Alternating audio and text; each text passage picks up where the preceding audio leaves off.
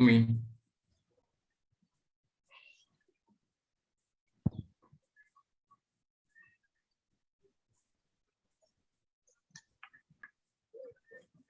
Dr. Baridin, saya dah share. Okey.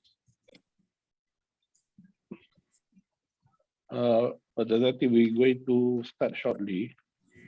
So, Sekejap apa? Berdoa kawan aja.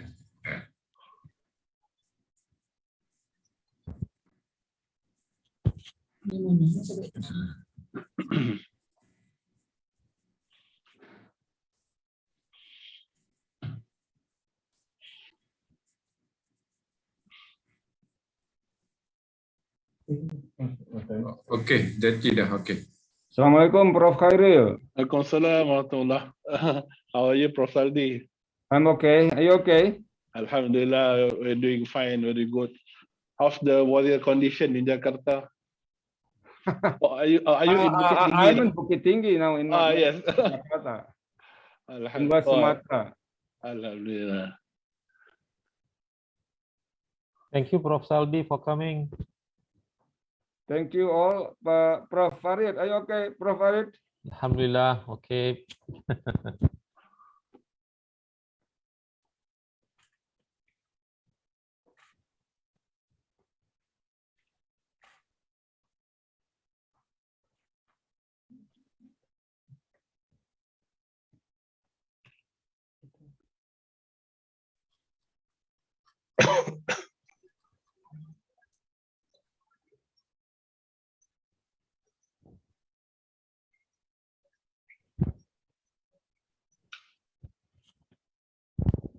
All right, I think we can start now. Can start now, eh?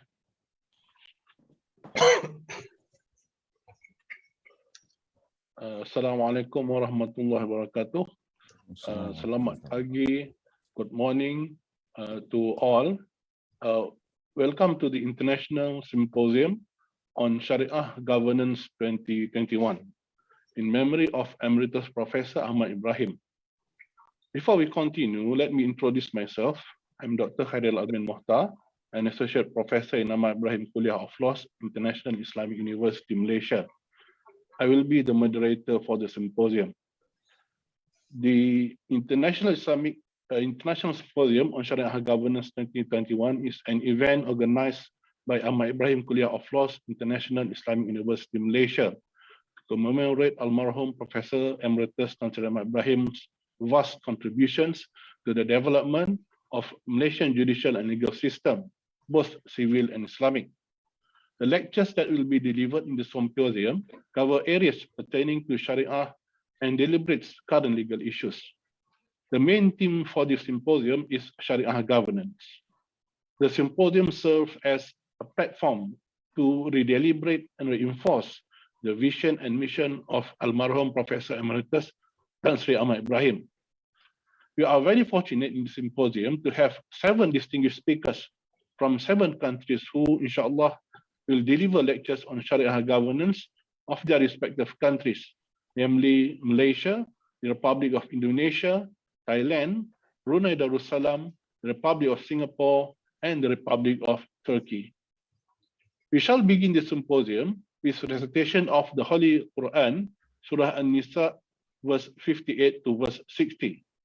All right, I would like to invite Assistant Professor Dr. Ghazali Jaafar from Ahmad Ibrahim Kuliah of Laws, IIUM, to recite the verse.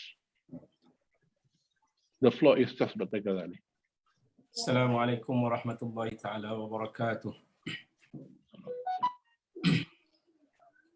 A'udzu billahi minasy syaithanir rajim. Bismillahirrahmanirrahim. Inna Allaha ya'murukum an tu'addul amanati ila ahliha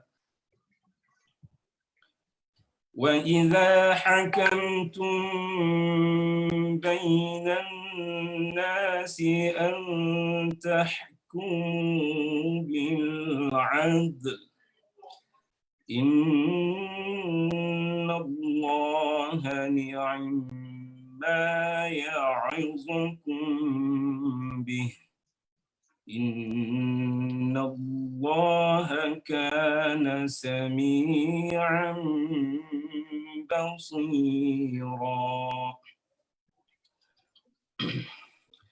يا أيها الذين آمنوا أطيعوا الله وأطيعوا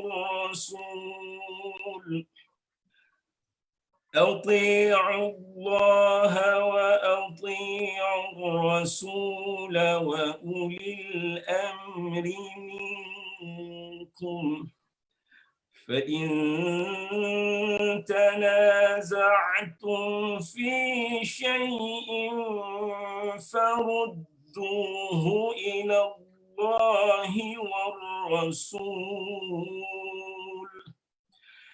فردوه إلى الله والرسول إن كنتم تؤمنون بالله واليوم الآخر ذلك خير وأحسن تأويلا.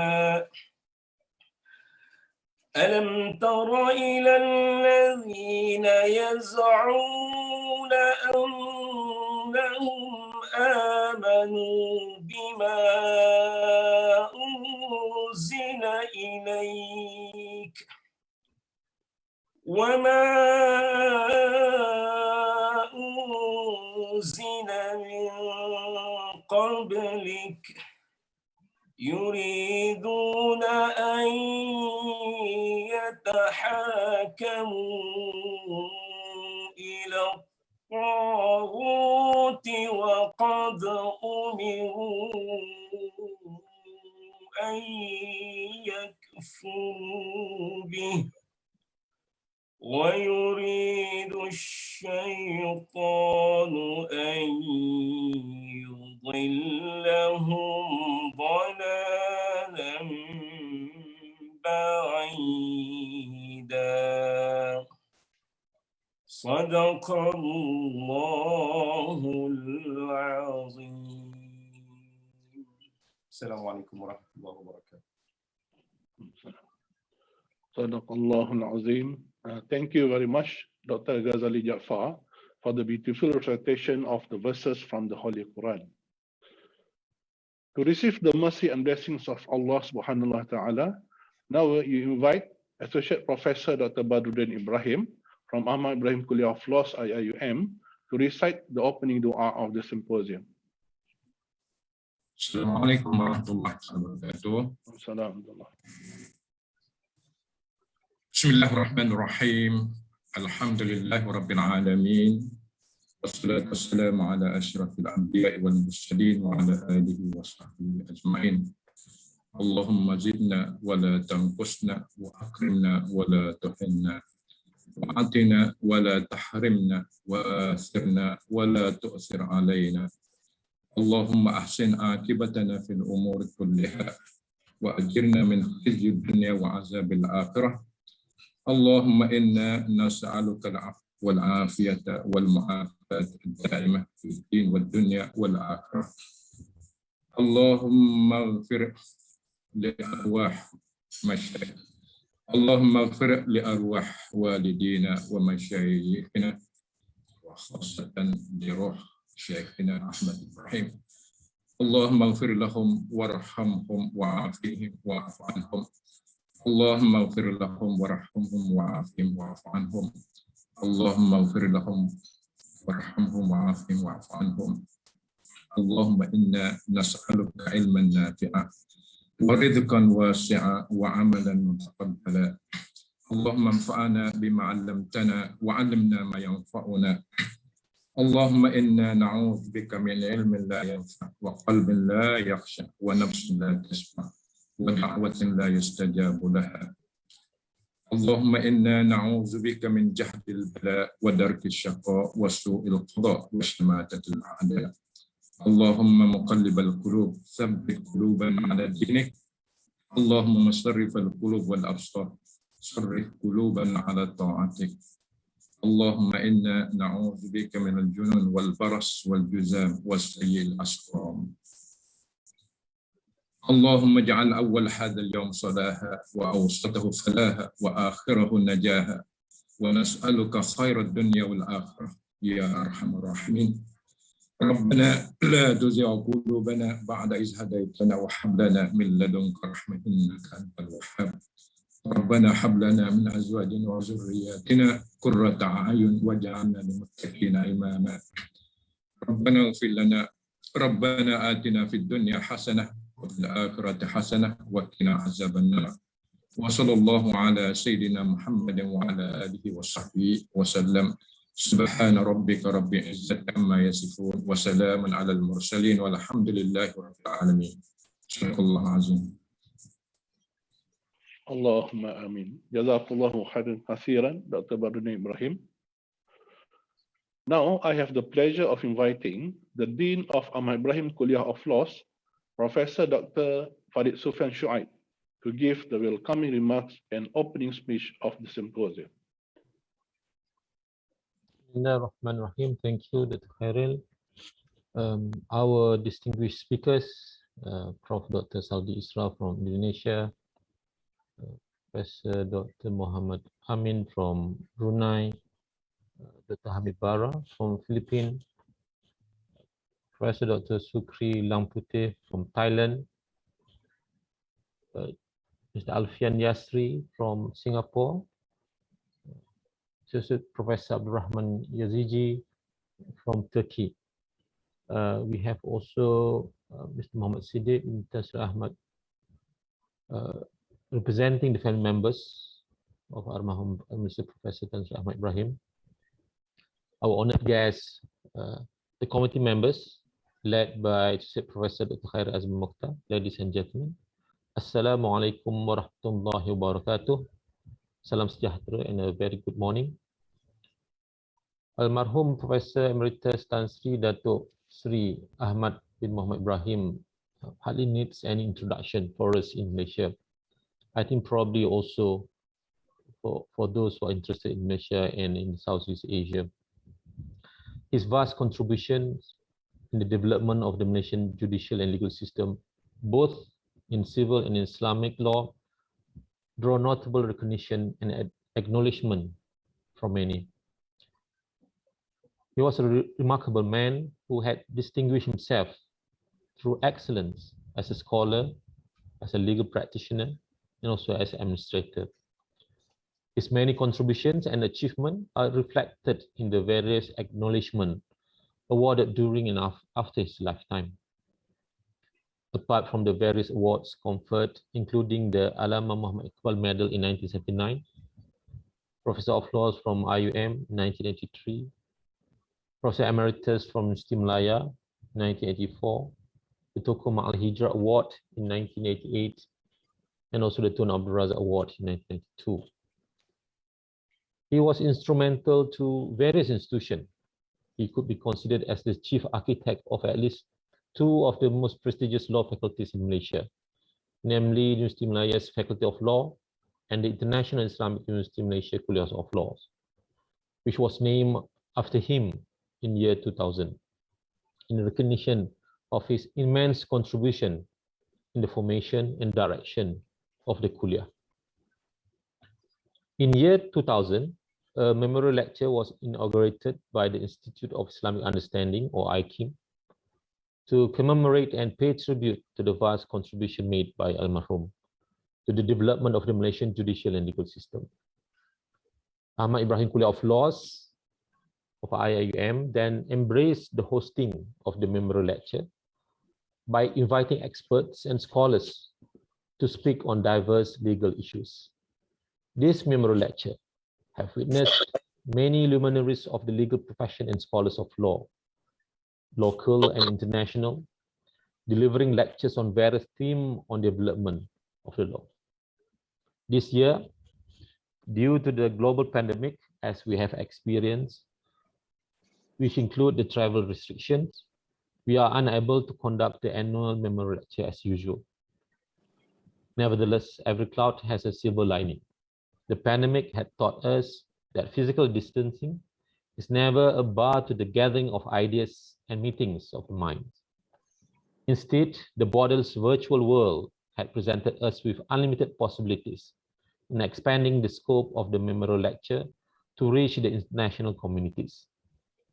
Taking into account these constraints and also opportunities, the 90th memorial lecture will assume the format of a symposium where we have invited 7 distinguished speakers from various parts of the world to represent their respective countries in discussing the development of the law, the legal system, and their thoughts on the law and the legal system.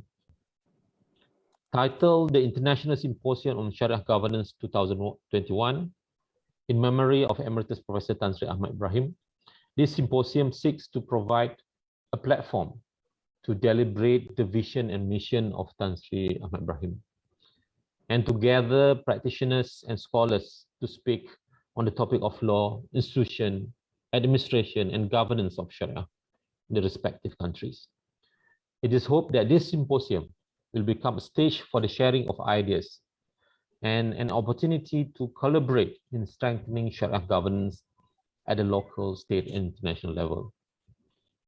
On behalf of Ahmad Ibrahim Kuliah of Laws and the organizing committee, I would like to extend our deepest gratitude to our distinguished speakers representing their respective countries, Mr. Alfian Yasri, Professor Dr. Sukri Langputih, Dr. Ar-Rahman Yazidi, Prof. Dr. Saldi Isra, Dr. Hamid Bara, and Professor Dr. Muhammad Amin for agreeing to share their observation, opinion, recommendation, and hope on the development and future of Sharia governance in their respective countries.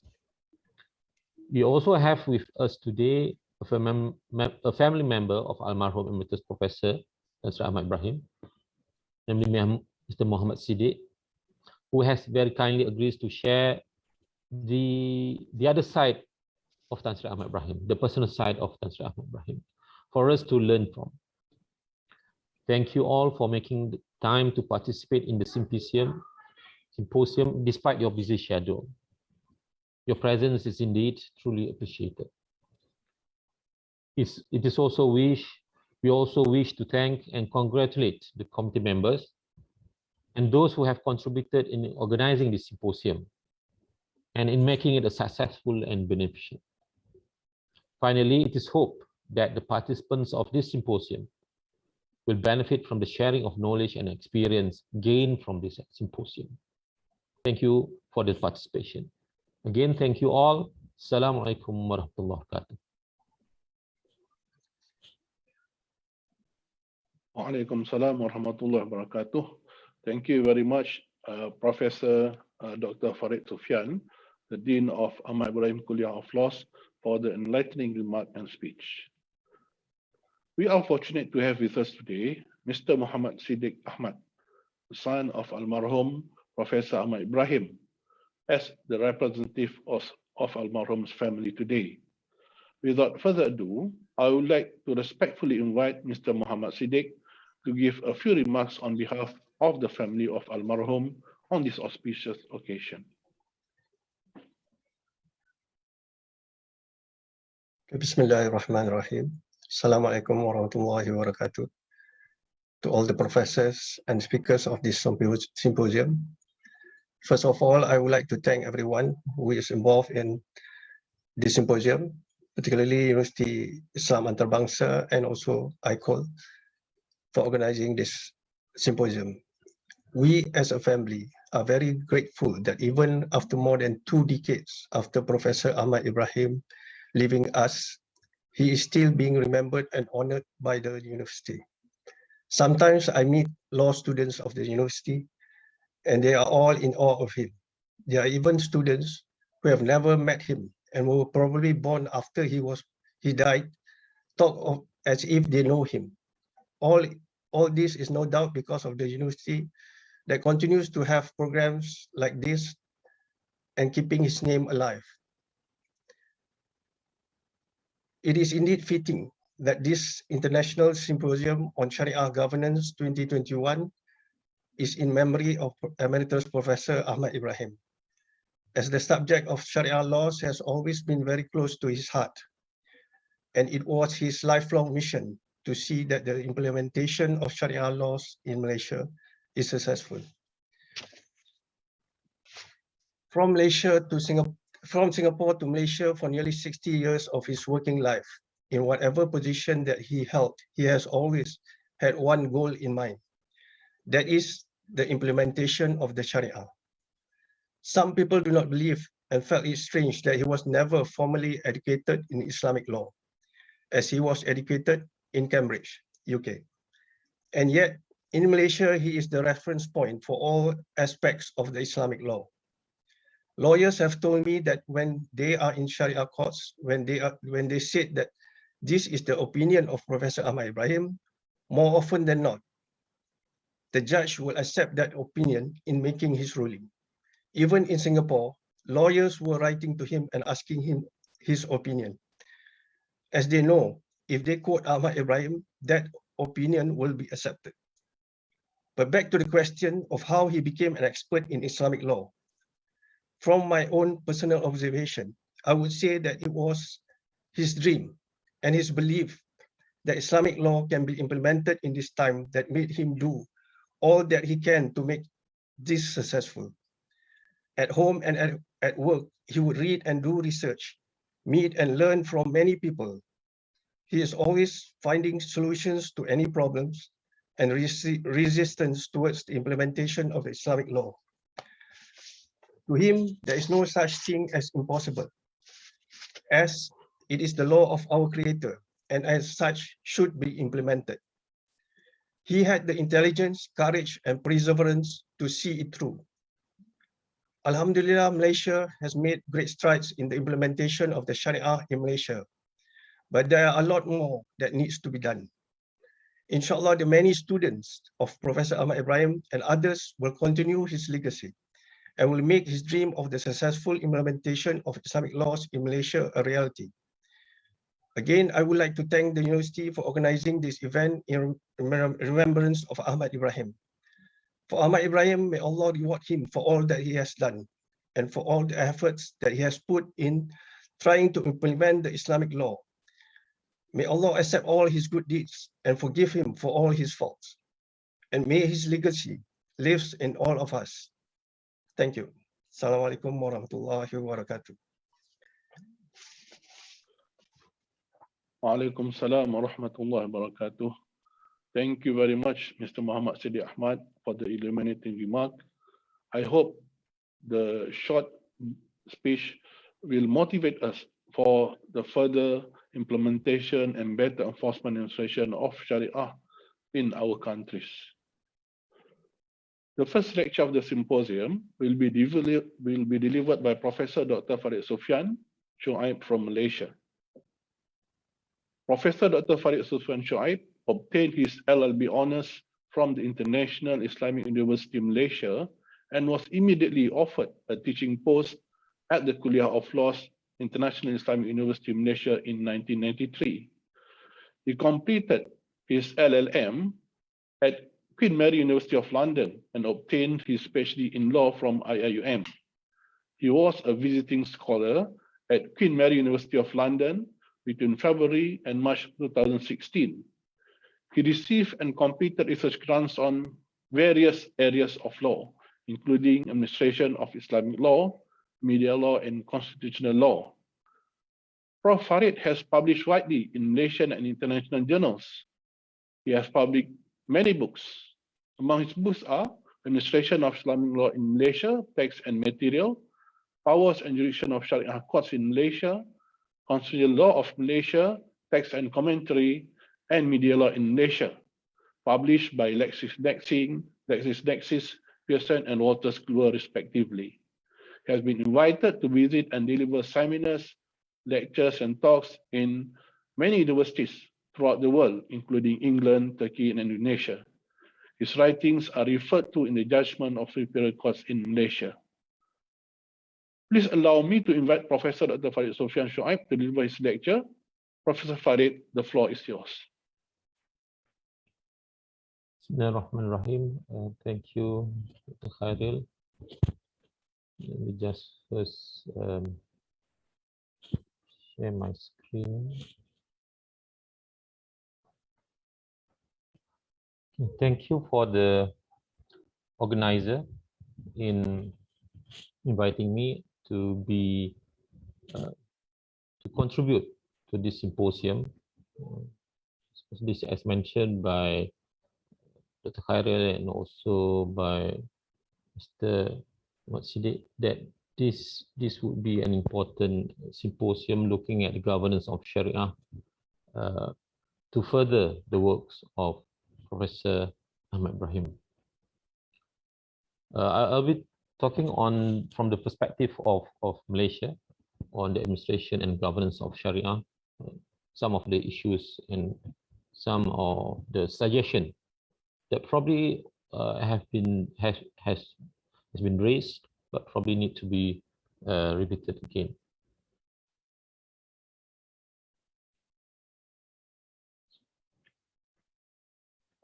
This just for the benefit of, I think we have also in the audience, in the participant, those outside the Southeast Asia, from Turkey perhaps. So just for the benefit of them, not for the benefit from those who are from Malaysia or Brunei or Singapore and Indonesia, just to place Malaysia and the Southeast Asia on the map.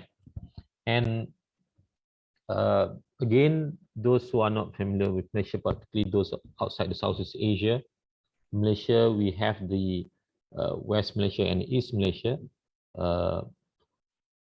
It is the West Malaysia is in the peninsula at the end of it. At the top, we are bordering with Thailand. At the bottom, we are bordering with Singapore and also, of course, Indonesia with Sumatra and so on. And the simplified East Malaysia, we are bordering with Brunei, and at the bottom there we have Kalimantan from Indonesia. We are a federation, so this would be relevant in discussing my paper later on. The fact that we are a federation consisting of different states, consisting of 13 separate territories, including the federal territories. When we talk about the Sharia governance, I suppose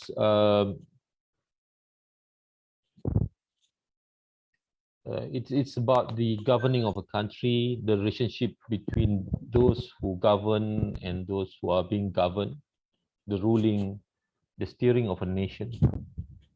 And it is a continuing process where the diverse interests that may be in conflict with one another could be accommodated, co-opted to ensure the smooth running of a nation, of a country, or of a territory.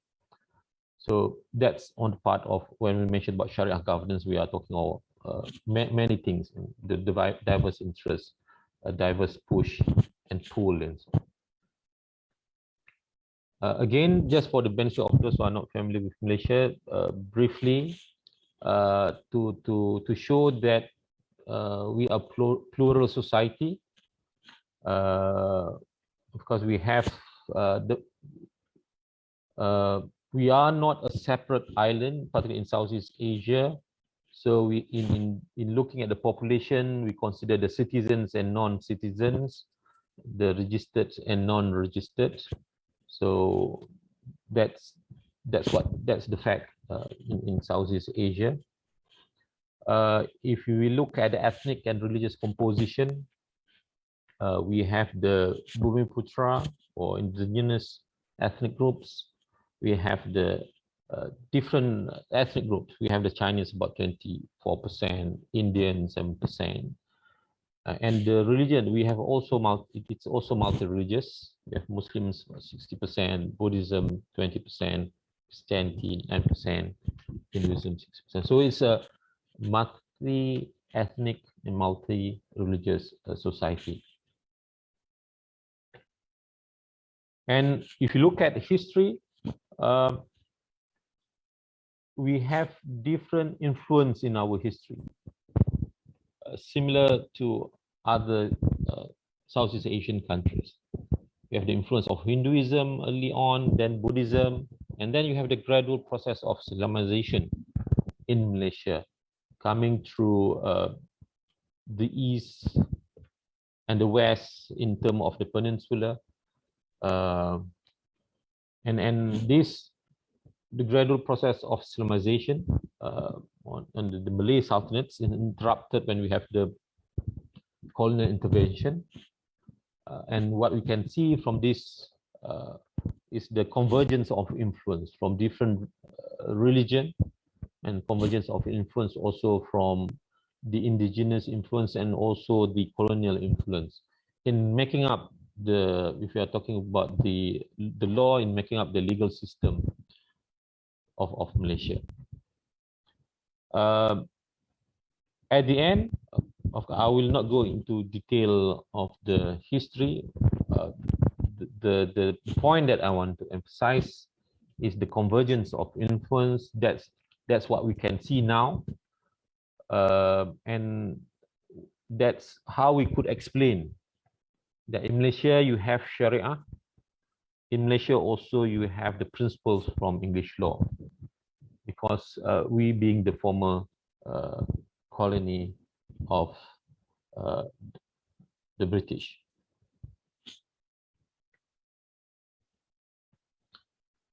And in Malaysia, as I mentioned in the demography and also in the history, we are multi-religious, multi-ethnic society. And to some extent, ethnicity is identified with religion.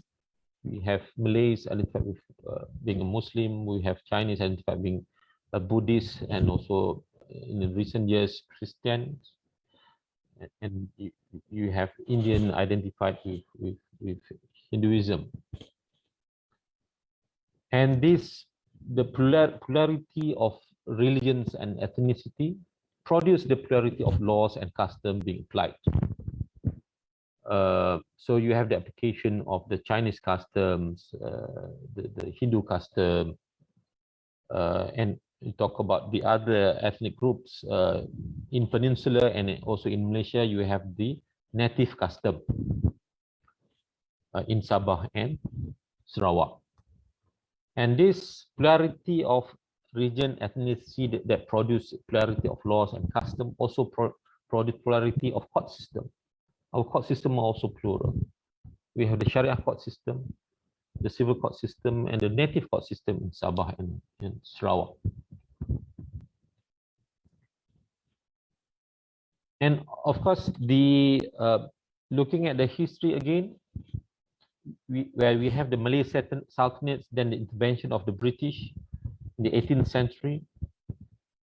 And then of course, there is the movement towards independence through insurgencies and also negotiation. And then during that, during the colonial period, you have the movement of people, movement of people from China, movement of people from India to come to the peninsula in particular, to serve the interests of the colonial power in exploitation of the natural resources, in feeding the industrial revolution in the West at the time.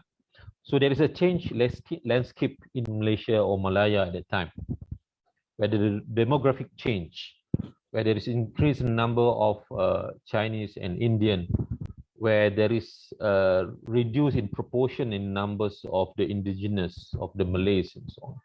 So this change landscape requires negotiation, requires some compromises between the different parties in the roads towards independence, because the situation was not the same because of the radical changes. Things need to be put in writing. So we have the written constitution. We did not have the luxury or the opportunity to have an evolution of the constitution, because we have drastic changes from the Malay Sultanates to British intervention. Then we need to have independence, but at the same time there is change of demography and so on.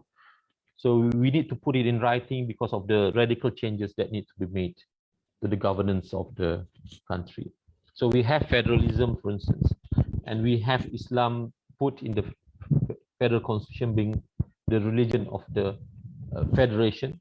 We have provision in the constitution saying putting emphasis on Islam, recognizing Islam as the state matters, recognizing Islam as one of the court system, the Shari'ah courts. So those things are put in the written constitution, in the federal constitution. And the fact that in the federal constitution it's mentioned that the pre-medical law will continue in force, although there is the departure from the colonial administration to the self-administration or independent. So we have the political system where, because we adopted the federation, we have the federal government following the Westminster system because of the history, the colonial history, where you have the head of state, Yang Dipertuan Agong, as a constitutional monarch. The head of government is prime minister. The legislative power is given to parliament, where you have the Yang Dipertuan Agong, House of Representatives, and the Senate. And at the state level, because we are a federation, at the state level, you have a seat of state, either the hereditary sultan or rulers, or the appointed Yang Tuan Negeri or the governor. The head of government, the Menteri Besar or the chief minister, and the state legislature consists of the sultan or Yang Tuan Negeri and the state legislative assembly. And to some extent, we have the local government. So because of this history, we have the various sources of law. We have, as stated there, the federal constitution, the state constitution, and it's stated there that the federal constitution is supreme. Any law which is inconsistent with constitution shall be void. At the same time, we retain Islamic law. The Islamic law is still the law, the territorial law, because it was in fact applied. It continues in force. Of course, with the nation state, you have the formal legislature. So legislation is another source of law. However, the Islamic law, being an unwritten law, sometimes suffered the primacy of the legislation. So in many cases, there is the issue where you have Islamic law, at the same time you have legislation. The court will refer to legislation rather than applying the Islamic law. And since we are influenced by the British, we have the judicial precedents as source of law, particularly in the civil courts.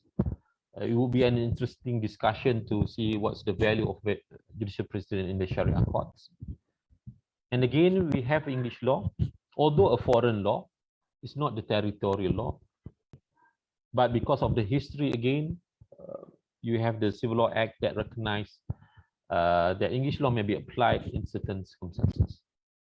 And of course, you have the customs, the Malay custom, the native custom, the Aboriginal custom that continue to be applied in Malaysia.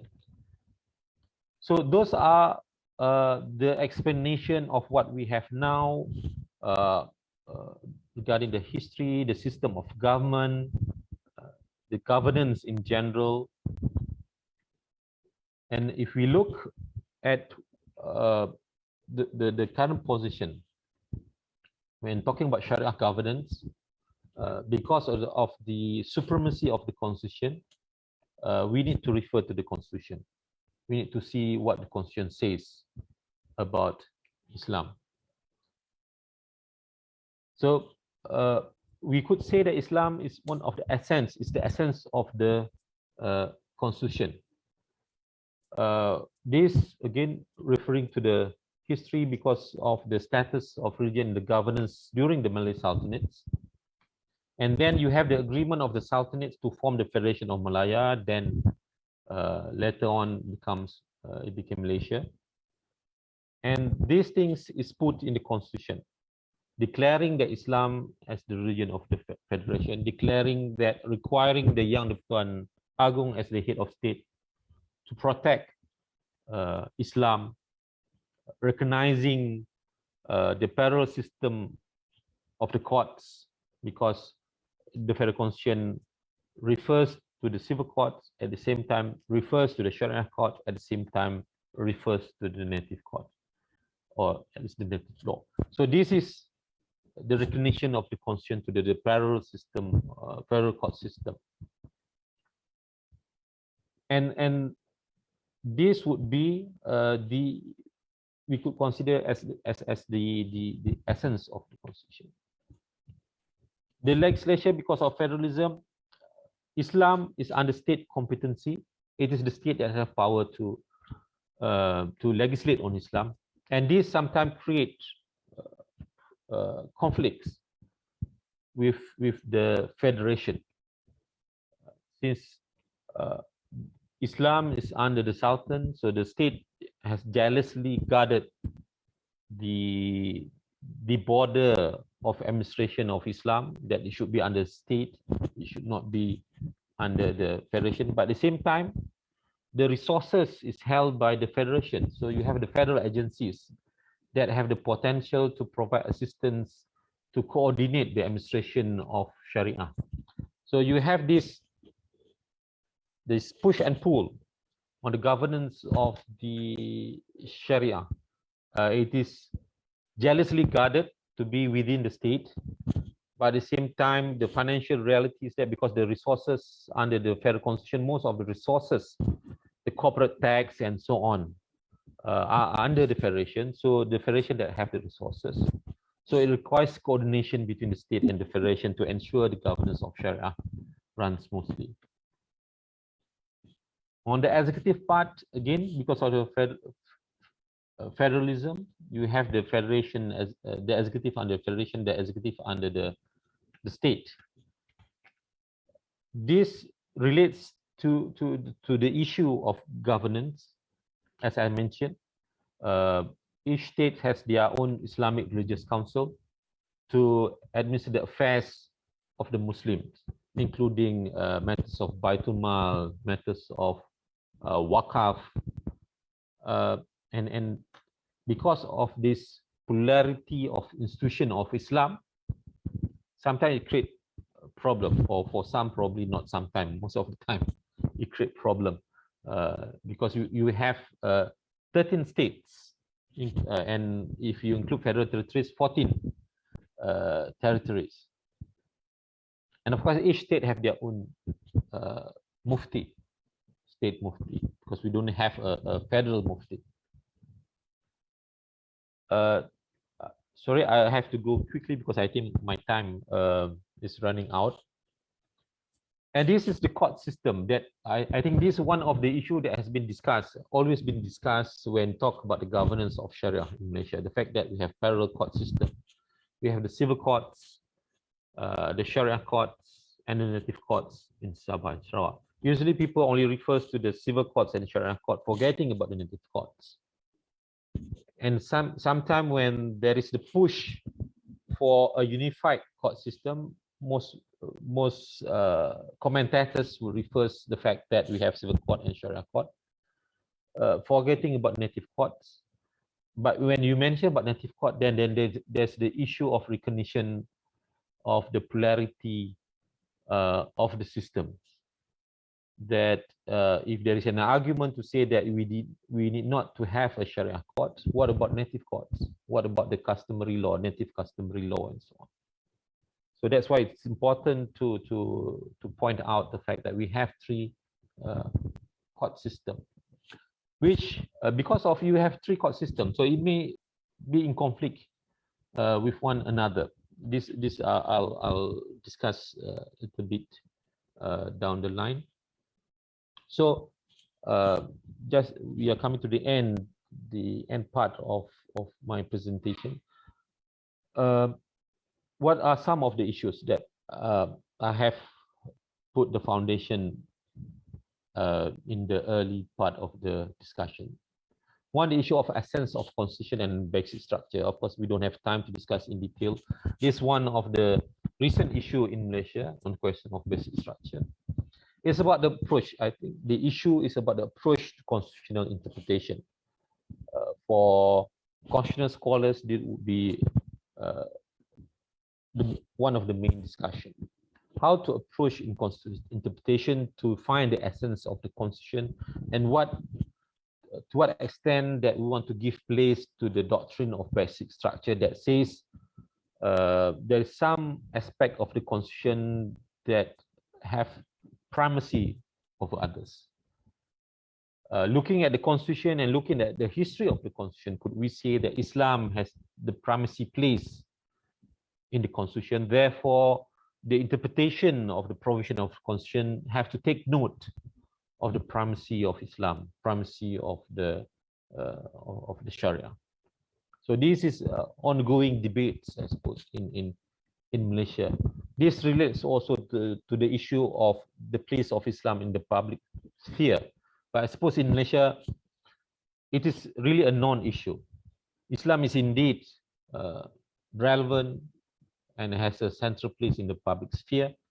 But probably if we are discussing in other countries, for instance, we'll hear from our colleague from Turkey that in the constitution that expressly mentioned about the place of religion, secularism, and the state, then that's another discussion about having Islam, the place of Islam in the public sphere.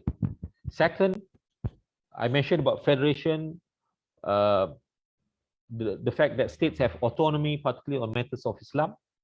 And of course, with autonomy, there will be differences because each units, each territories are independent from one another to some extent. So there's an issue of the different laws. Although you have Islamic family law, for instance, Islamic family legislation, but there are some small differences between the states. I suppose we have to see this from the perspective of federation. If you subscribe to the idea of federation, if you subscribe to the idea of autonomy, then certainly there will be differences. Unless you want to subscribe to the idea of union, then there is one source of law, there is no differences and so on. But if we subscribe to the idea of federation, there will be differences. But of course, it's good to have some level of uniformity. We have the Conference of Rulers and the National Council of Islamic Religious Affairs to help in this regard, to ensure there's some level of uniformity to have smooth governance of Sharia. When we discuss about the court system, there is the issue of court's jurisdiction. If there is a dispute, which court that we have to go? Is it civil court or Sharia court? Why is it important? I think in Malaysia, it is important to consider about jurisdiction because most of the time, jurisdiction is equal to what is the applicable law. If you go to the civil court, in most of the cases, it means that Islamic law will not be applied. You have the application of laws of general application. That's why there is the clamoring of courts jurisdiction if you look at the literature on Sharia in Malaysia, on Islamic law in Malaysia. And why it is felt very important? Because the historical negation of Islamic law in civil courts. That's why most of the time when it went to civil courts, then you have then Islamic law would not be applied. Not in all cases, but most of the cases. So how to go forward? Would it be a joint sitting of the courts rather than demarcating the jurisdiction? Why don't the courts sit together, or the judges sit together? That would be one possible solution in the conflicts of jurisdiction. The fourth one is on distribution of legislative powers. Again, because we are federation, Islam is under state. Then there is question of subject matters. Is it under state or is it under federation? But if you look at it on a bigger picture, because we don't have time to discuss in detail everything. When we ask the question of subject matter, is it a wrong question? Is it a question of legislation which is consistent of Islam, or do we care more about legislation in the name of Islam?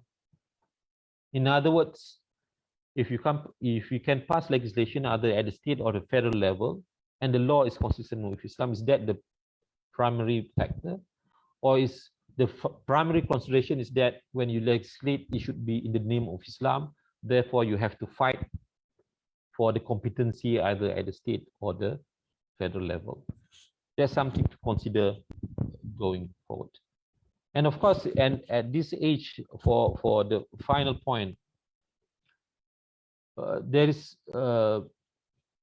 wide discussion on international human rights. Any issues that we discuss about family law, about even penal law, on the penal law, on the family law, on distribution of estates and so on, there is the overarching discussion on human rights, international human rights.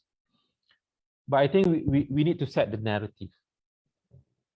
We could not put aside the issue, but we should not only be reactive, but we need to set the narrative. For instance, we need to emphasize on the universality of international human rights rather than the universalism of international human rights. That certainly in Islam, there is the idea of human rights, respect to human beings, respect to the individuals, and that idea is there's the universality of the idea of human rights. Everyone would accept the idea as humans have certain rights. But we could not accept the idea of universalism of human rights, that every human rights in every country, every application of human rights in every country is the same. The application of human rights, either in legislation or by the court, would also depends on the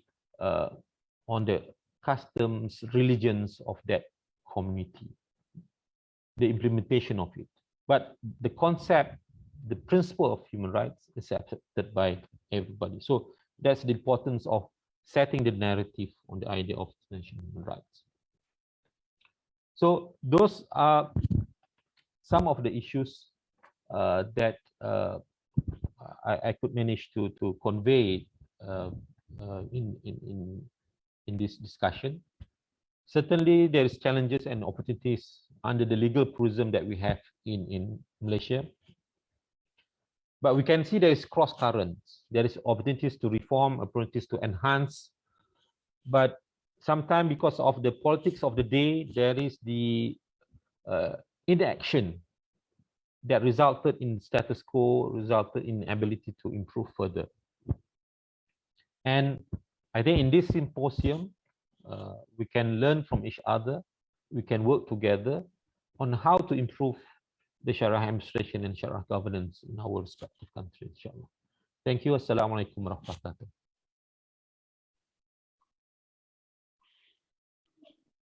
Thank you very much, Professor Farid Sufyan, for your insightful views and for highlighting various fundamental issues facing the country. And I do share the sentiment. And in fact, recently I just watched a video by a famous blogger who was asking the government of the day to clarify the status of our country. Is it a secular country, as claimed by some? Is it an Islamic country? Is it a theoretic country or government, or is it a hybrid? So Prof. Farid surely has touched on these issues and highlighted the need to deal with the matter directly, especially its concerns with the Shari'ah governance in Malaysia. So again, I would like to thank for Farid for sharing your wealth of knowledge and deep understanding of the subject matter. Now let us move to our second speaker, a very distinguished person. So allow me to introduce our second speaker, Constitutional Justice, Professor Dr. Saldi Isra from Indonesia. Professor Saldi read law at Andalas University's law faculty. Upon completing his undergraduate education, Prof. Saldi became a lecturer at Bung Hatta University until October 1995. Finally, moving to Andalas University Padang.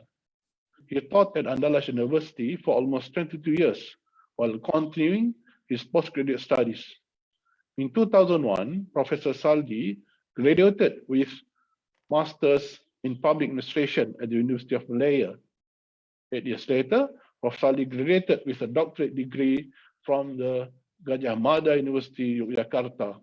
And the following year, he was appointed an honorary professor of constitutional law at Andalus University. While teaching, Professor Saldi was known to be a prolific writer, both in the media as well as national and international scientific journals. Thousands of his pieces that he has written since college days made him known to the public. He was once the director of the Center for Constitutional Studies of the Andalus University's law faculty. He was also known as anti-corruption activist and is well known in the field of constitutional law in Indonesia as someone who, quote unquote, grew up in the streets. The professor, who was born in August 20th, 1968, was proposed to President Joko Widodo by the Justice Selection Committee of the Constitutional Court on April 3rd, 2017. He was appointed as Constitutional Justice at a relatively young age of 48.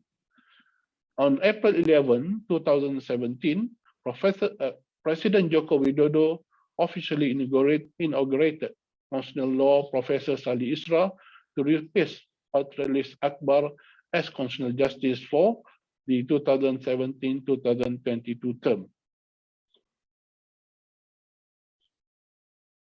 Please allow me to invite Constitutional Justice Professor Dr. Saldi Isra to deliver his lecture. Professor Saldi, the floor is yours. Thank you, Professor Khairil, and selamat pagi, good morning, Assalamualaikum warahmatullahi wabarakatuh.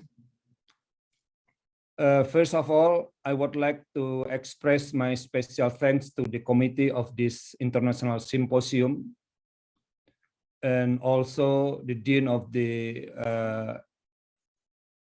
ICOL, Ahmad Ibrahim Kuliah of Law, IIUM, International Islamic University of Malaysia, for inviting me as one of speakers of this event. It is a great honor for me to participate in this event. I also convey my warm greetings to all speakers from many countries, particularly many speakers from Southeast Asian regions. I am speaking to you this morning from Bukit Tinggi, one of the most beautiful places in West Sumatra, Indonesia. And I hope that in the future, we may able to meet in person. Then we hope also this pandemic ends soon. Based on the invitation letter from the committee, and the Professor Khairil also taught us in the early meeting this morning, today's symposium on Shari'ah governance is being held in memory of Emeritus Professor Tan Sri Ahmad Ibrahim of Islam and Shariah law in modern society, particularly in this region. As one of the most prominent figures in development of law in Southeast Asia, his influence continues today, especially in the interpretation and application of Sharia law. In the spirit of his great scholarship, I hope my brief address today or this morning on Indonesian Constitutional Court and the role Islamic values might build awareness of the progress being achieved in Indonesia. Before I start, for the first part of my presentation, I hope one time in the future, IIUM and certain university in Indonesia will discuss broadly the idea of the Professor Tan Sri Ahmad Ibrahim in Indonesia. I do believe the role of almarhum is not in Singapore, in Malaysia, but also the development of the Sharia law in this region. That's why it's quite possible for IIUM with some university in Indonesia to discuss, to disseminate the idea of almarhum in Indonesia. It's quite possible for IIUM to discuss in the Constitutional Court in the future. Let me begin with a brief history of Indonesian independence. The form that the state Indonesia would take one of the important issue discussed by the Investigating Committee for Independence. Based on our history, in the early independence, a few months before independence, we already established the special committee we call the Investigating Committee for Independence, set up at the end of Javanese occupation in 1945. At the time, one of the central issues debated by Indonesia's founders is how to design the relationship between state and religion, particularly how to design the relationship between state and Islam as a majority religion in Indonesia. This relation could be read when the founders formulated the basic form of Indonesian independence in the draft preamble of the Indonesian Constitution, outlined in Jakarta Charter, agreed on June 22, 1945. There are 5 principles as follows. First, belief with the obligation to carry out Islamic law for its followers or adherents. It is quite sensitive at the time when the founders tried to discuss the relationship between state and religious, especially Islam in Indonesia. The first idea from the founders is, in the first principle, the idea suppose the belief with the obligation to carry out Islamic law for its adherents or followers. And then on August 18, 1945, just one day after Indonesia had declared independence, the country's founding fathers decided to adjust the preamble to the draft the Constitution by removing 7 words in the first principle that I taught before. In bahasa we call dengan kewajiban menjalankan syariat Islam bagi pemeluk-pemeluknya, with obligation to carry out Islamic law for its adherents. The main consideration for removing this obligation from the Indonesian Constitution was an effort to maintain the unity and integrity of the new nation, which has diversity in religion, culture, language, and ethnicity.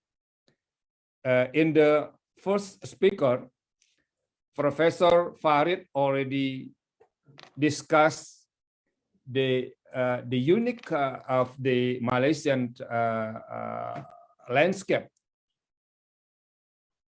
Then it is also discussed by the founders. Although what we call the people in Indonesia, we are a majority Muslim in Indonesia, but it's not easy to determine explicitly about the Islam in Indonesian Constitution at the time. It's quite different with Malaysian Constitution that clearly state the position of Islam in Malaysian Constitution.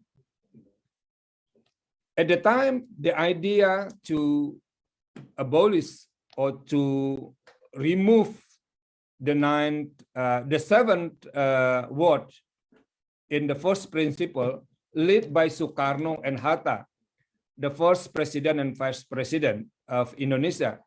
The founding father decided to replace the 7 words with Ketuhanan yang Maha Esa, believe in one and only God. It's quite neutral for every religion in Indonesia. The controversy over the removal of the 7 words in the preamble of the Constitution is an important part of the history of the Indonesian nation. Despite the controversy, Indonesia was united its independence and placed the new constitution we call 1945 Constitution as the highest law governing state life.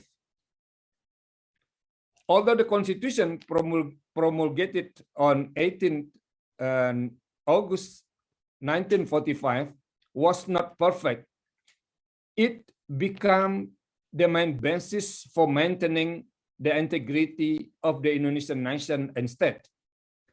The removal of the obligation to follow Islamic law was ultimately accepted by all of the nation founders, who made the 5 principles of Pancasila the basis of the state and a unifying tool of the nation. However, along with the development of the state administration, effort to incorporate Islamic values into practice can still be carried out through the formation of various laws by Parliament and the President, which are then reaffirmed that guarded by the Constitutional Court through its decision based on the Constitution. In its journey, since it was established in 2003, the Constitutional Court has had a vital role in development of law and state administration in Indonesia. The decisions of the Constitutional Court have often surprised many parties and pushed the life of the nation and state to be more dynamic.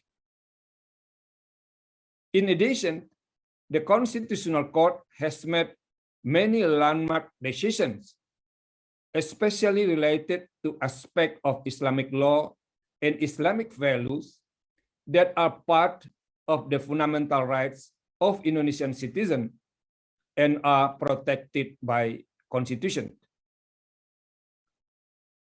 Now I will discuss the process of Indonesian constitutional amendments and its significance in shaping the constitutional and administrative system in Indonesia. The constitutional amendment process took place from 1999 to 2002 and played a major role in increasing the importance of human rights in Indonesia. During the regime of President Suharto, there was serious violation of human rights. The situation greatly influenced the desire of the reform movement to include a special chapter of human rights in the Indonesian Constitution. This became a stimulus to amend or to revise the first constitution we call the 1945 Constitution, especially regarding the issue of human rights. The Constitution now has a special chapter of human rights, incorporating almost all substance of the Universal Declaration of Human Rights.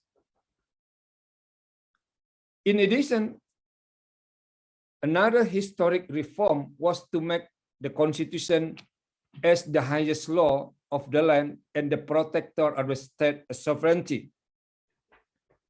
Meanwhile, regarding efforts to amend Islamic law in the constitutional amendments, the reform leaders agreed that the preamble to the Constitution would not be changed. The main consideration not to change the preamble of the Constitution, it is like to open the Pandora box to discuss again about the what we call the Pancasila as a basic principle of the Indonesian state. Moreover, the constitutional amendments succeeded in establishing new state institutions to support the checks and balances mechanism in Indonesian constitutional system. One of the new institutions with important role in Indonesian constitutional system is the Constitutional Court. As one of the holder of judicial power with important authority, the Constitutional Court has a vital role in serving a guardian of the Constitution and also is involved in determining the relationship between state and region. For example, the Constitutional Court had to deal with a review of the blasphemy law around 10 years ago. In handing down its ruling, the Constitutional Court commenting on the concept of the relationship between the state and religion said Indonesia is not a religious state based on only one particular religion. However, Indonesia is also not a secular country that does not pay attention to religion at all. So, what is the conception of the Indonesian state in relation to religion? According to the Constitutional Court, Indonesia is a religious nation state that has an obligation to protect every religious follower in performing their teachings and worship. This obligation is based on Article 27 of the Indonesian Constitution, which states the state guarantees the freedom of religion for its citizens and to practice such religion and belief accordingly. Then there are also other articles in the Constitution which provide constitutional guarantees of the rights and freedom of religion. This means constitutionally, religions regarding rights and freedom related to religion are available. The challenge is how these rights and freedoms can be enforced and protected through legal mechanism. Next, I will explain the development of Islamic law in Indonesia. In its development, Islamic law in Indonesia has made significant progress since both Suharto era and the Reform era. This is evidenced by the many laws that regulate in detail specific matters that are part of the obligation that must be carried out by Muslims. Although Indonesia does not apply Islamic laws as thoroughly as Saudi Arabia, basically the values contained in Islam are also applied in national law. This can be seen from various laws and regulation that contain Islamic legal values. Like we have the marriage law based on the Islamic law. We have the religious code law. We have the Waqf law. We have the Islamic banking law. We have the Zakat management law. We have the Halal product assurance law. We have the implementation of Hajj and Umrah law. And we also have the Islamic boarding schools law. It is, many laws is the national level. If we have a time to read the what we call the local regulation, we will find many local regulation directly talking about the Islamic values in the local levels. Furthermore, in its development, Islamic law has become the main legal system is one of the provinces in Indonesia, in Aceh. One of the main considerations for Aceh to be able to apply Islamic law is that based on the constitutional journey of Indonesia, Aceh has been given special status because of its distinctive history. The Acehnese people have a long history of resilience and strong fighting power, which comes from their view of life based on Islamic law. This gave a birth to strong Islamic culture, so that Aceh became an important area for the struggle to defend independence of Indonesia. Other factors that cause of Aceh to be given special autonomy are its Islamic history and resistance to the Dutch colonialism. Moreover, the Indonesian Constitution recognizes and respects special regional government units. Muslims in Aceh are expected to follow to and adhere to Islam, while all Acehnese must also respect the application of Islamic law. One of the important aspects of Aceh's regional autonomy is the structure of its judicial system, with particular reference to the role of the Shari'ah court or Mahkamah Shari'ah in Aceh. Based on the law on the government of Aceh, Aceh was granted the right to establish a Shari'ah court that functions in accordance with Islamic law. However, the Supreme Court of Indonesia at the national level remains the highest court in Indonesia and has authority as a court of cassation over the Aceh Shariat Court and examines Kanun as a regional regulation to ensure they are in accordance with statutory regulation or national laws. Now I would like to talk about the establishment of the Indonesian Constitutional Court. Like I talked before, the Constitutional Court has a very vital role to protect the Islamic law in Indonesia.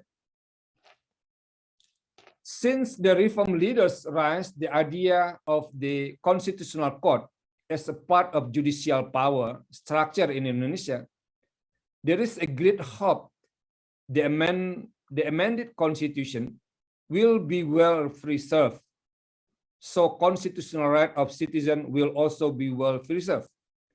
Likewise, the Islamic values that grow in the daily life of the Indonesian people will also be maintained because they are deeply rooted in society and have become part of life of Indonesians. The proposal to form a constitutional court emerged during the discussions to amend the constitution, and the move was finally approved by all members of the People Consultative Assembly. The court was established in 2003. One of its authority is the review of laws against the constitution. Since it's established, the Constitutional Court has decided over 3,300 decisions, where almost 1,500 are categorized as judicial review cases. Among those judicial review cases, at least 86 cases are related to Islamic issues. I will give you a few examples of the Constitutional Court decision related to Islamic law, namely case number 93/2002 on review of Sharia banking law, case number 8/2019 on review of the halal product assurance law, and case number 51/2017 on Hajj fund management law. Let me elaborate on the Sharia banking case that already decided by the Constitutional Court. This case began when an Indonesian citizen from Bogor, is not far from Jakarta, in South Jakarta, enter into a financing agreement or musarakah with Bank Muamalat in 2009. When a dispute arose over the agreement, the petitioner felt his constitutional rights has been harmed due to the enactment of the Shari'ah banking laws provisions and dispute resolution. He submitted a request to a review of the Shari'ah banking law to the Constitutional Court.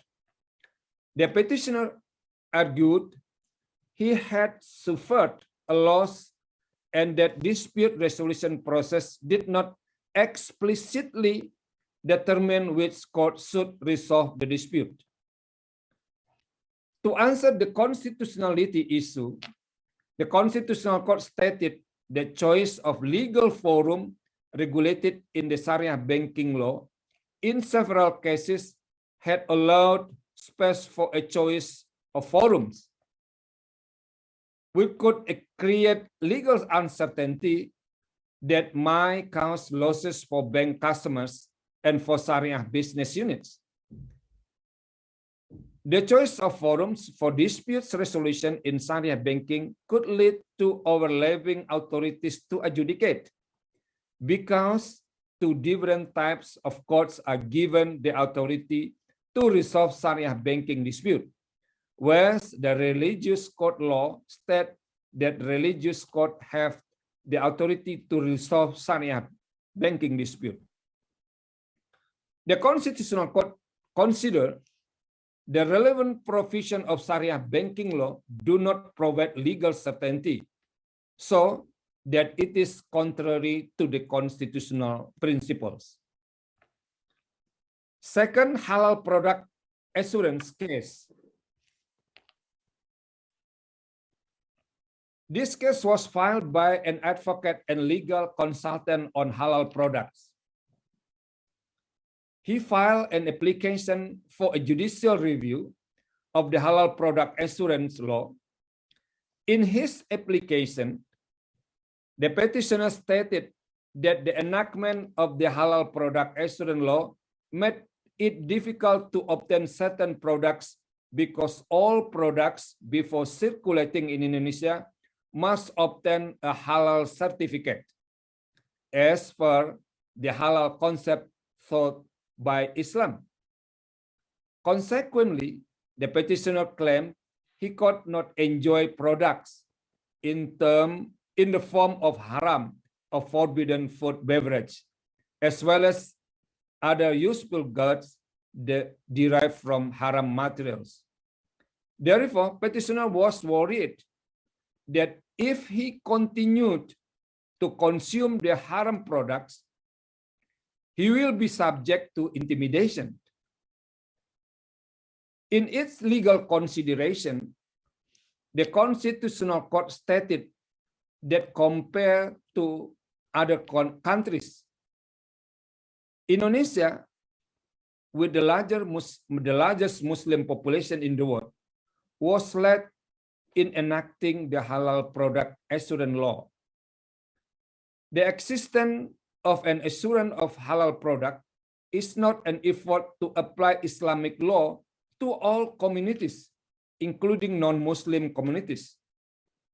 Sociologically, according to Constitutional Court, the law aims to provide legal protection to the form of guarantees of the halal nature of product consumed or used by Muslims in accordance with their religions. However, the existence of halal product will not ban people from consuming non-halal product.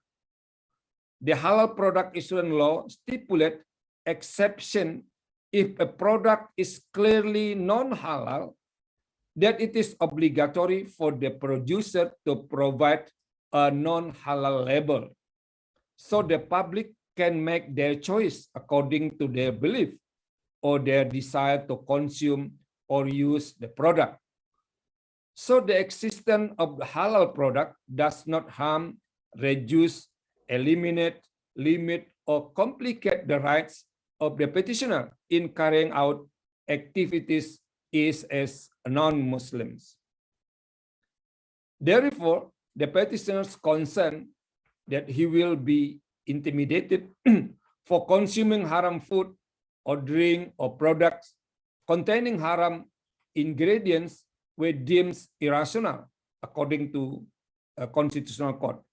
So that according to the court, the petitioner's argument is baseless or rejected by the constitutional court.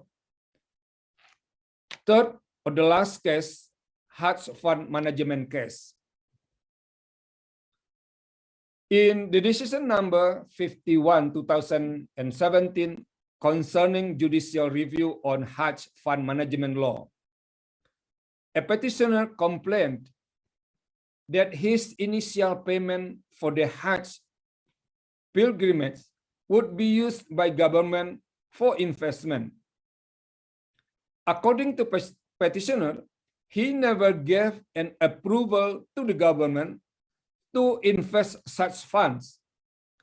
He also argued that such investment has risk of loss that could affect him or other prospective Hajj candidates. Thus, he believed that some provisions in the Hajj fund management are contrary to the Indonesian Constitution. In response to the petition, the Constitutional Court said the responsibility for Hajj fund management is in the hands of government. Therefore, the fund management should not cause prospective Hajj candidates to suffer losses, but rather they should receive additional benefits, provided the funds is well managed. Furthermore, the court considered that petitioner willingness to perform the Hajj by making an initial payment, which was managed and invested by government, cannot reduce his right to fulfill the Hajj according to his place in the waiting list when he registered. Based on that, according to the court, the Hajj fund management laws does not prevent the rights of the petitioner to perform the Hajj pilgrimage. These are just three examples of how the Constitutional Court has upheld Islamic values in its decision. To conclude my presentation, the Constitutional Court, as a new state institution resulting from the reform era, has a vital role in efforts to maintain pre-existing Islamic values that are rooted in Indonesia. With the increasing numbers of laws governing Islam, the Constitutional Court is also required to be the guardian of the Constitution by concerning the Islamic values that already exist and grow in society. It can be seen that court has made maximum effort through its decision to maintain Islamic values that exist in society. So the court really has a major role in maintaining the legal balance, especially between Islamic law and national law, based on the Constitution as the highest law. That is all my presentation. Hopefully, it could bring a new understanding for the symposium participant concerning the role of the Constitutional Court in Islamic values in Indonesia. I also do hope this symposium will run smoothly and successful. Thank you very much. Terima kasih. Wassalamualaikum warahmatullahi wabarakatuh. Waalaikumsalam warahmatullahi wabarakatuh. Thank you very much, Professor Dr. Saldi. The suggestion coming from a distinguished legal jurist and renowned constitutional justice such as Prof. Saldi surely must be taken seriously by all, irrespective of nation or countries. As mentioned by Professor Saldi at the beginning of his lecture, we need to have greater collaboration in relation to Shari'ah governance among us. Although we may come from different countries, we are one ummah. All of us are the ummah of the last prophet, Sayyidul Mursaleen, Nabi Muhammad sallallahu alaihi wasallam. Let us take the opportunity to unite and use our knowledge and combine our effort for the betterment of the ummah. Again, I would like to express sincere and deep appreciation to the Honorable Constitutional Justice, Professor Dr. Saldi, for sharing his deep understanding of the subject and invaluable views and suggestions that will surely set us in the correct path for the future. Now please allow me to introduce our third speaker, Assistant Professor Dr. Sukri Langputeh. Assistant Professor Dr. Sukri Langputeh is the Deputy Rector for International Relations and Alumni of Fatani University, which is the first private Islamic higher education institution of Thailand, founded by local Muslim scholars and academics in the areas of Islamic studies. Professor Sukri is an alumni of IIUM, having graduated with a Bachelor of Human Science in Political Science in 1991. Dr. Sukri holds a PhD in International Relations from Jinan University, Guangzhou, People's Republic of China.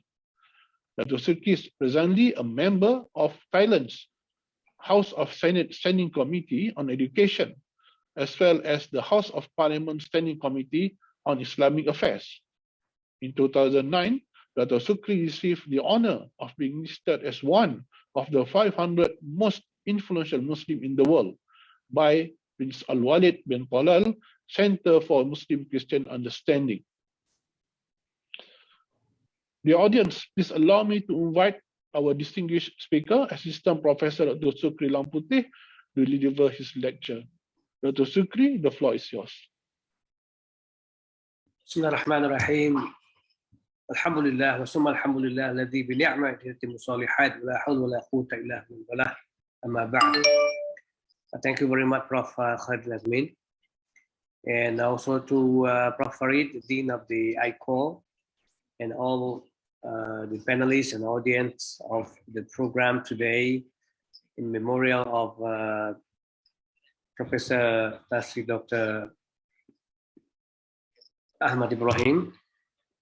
Thank you very much, and I think I will try to discuss more of a conceptual framework of how the Sharia governance in Thailand works, and within 20 to 25 minutes of my discussion, inshallah, I have to join another IIIT Thailand program today, which, they have also another very interesting program on Abdul Hamid Abu Sulaiman's contribution to the Ummah and Thai society specifically, organized by our alumni as well in Thailand.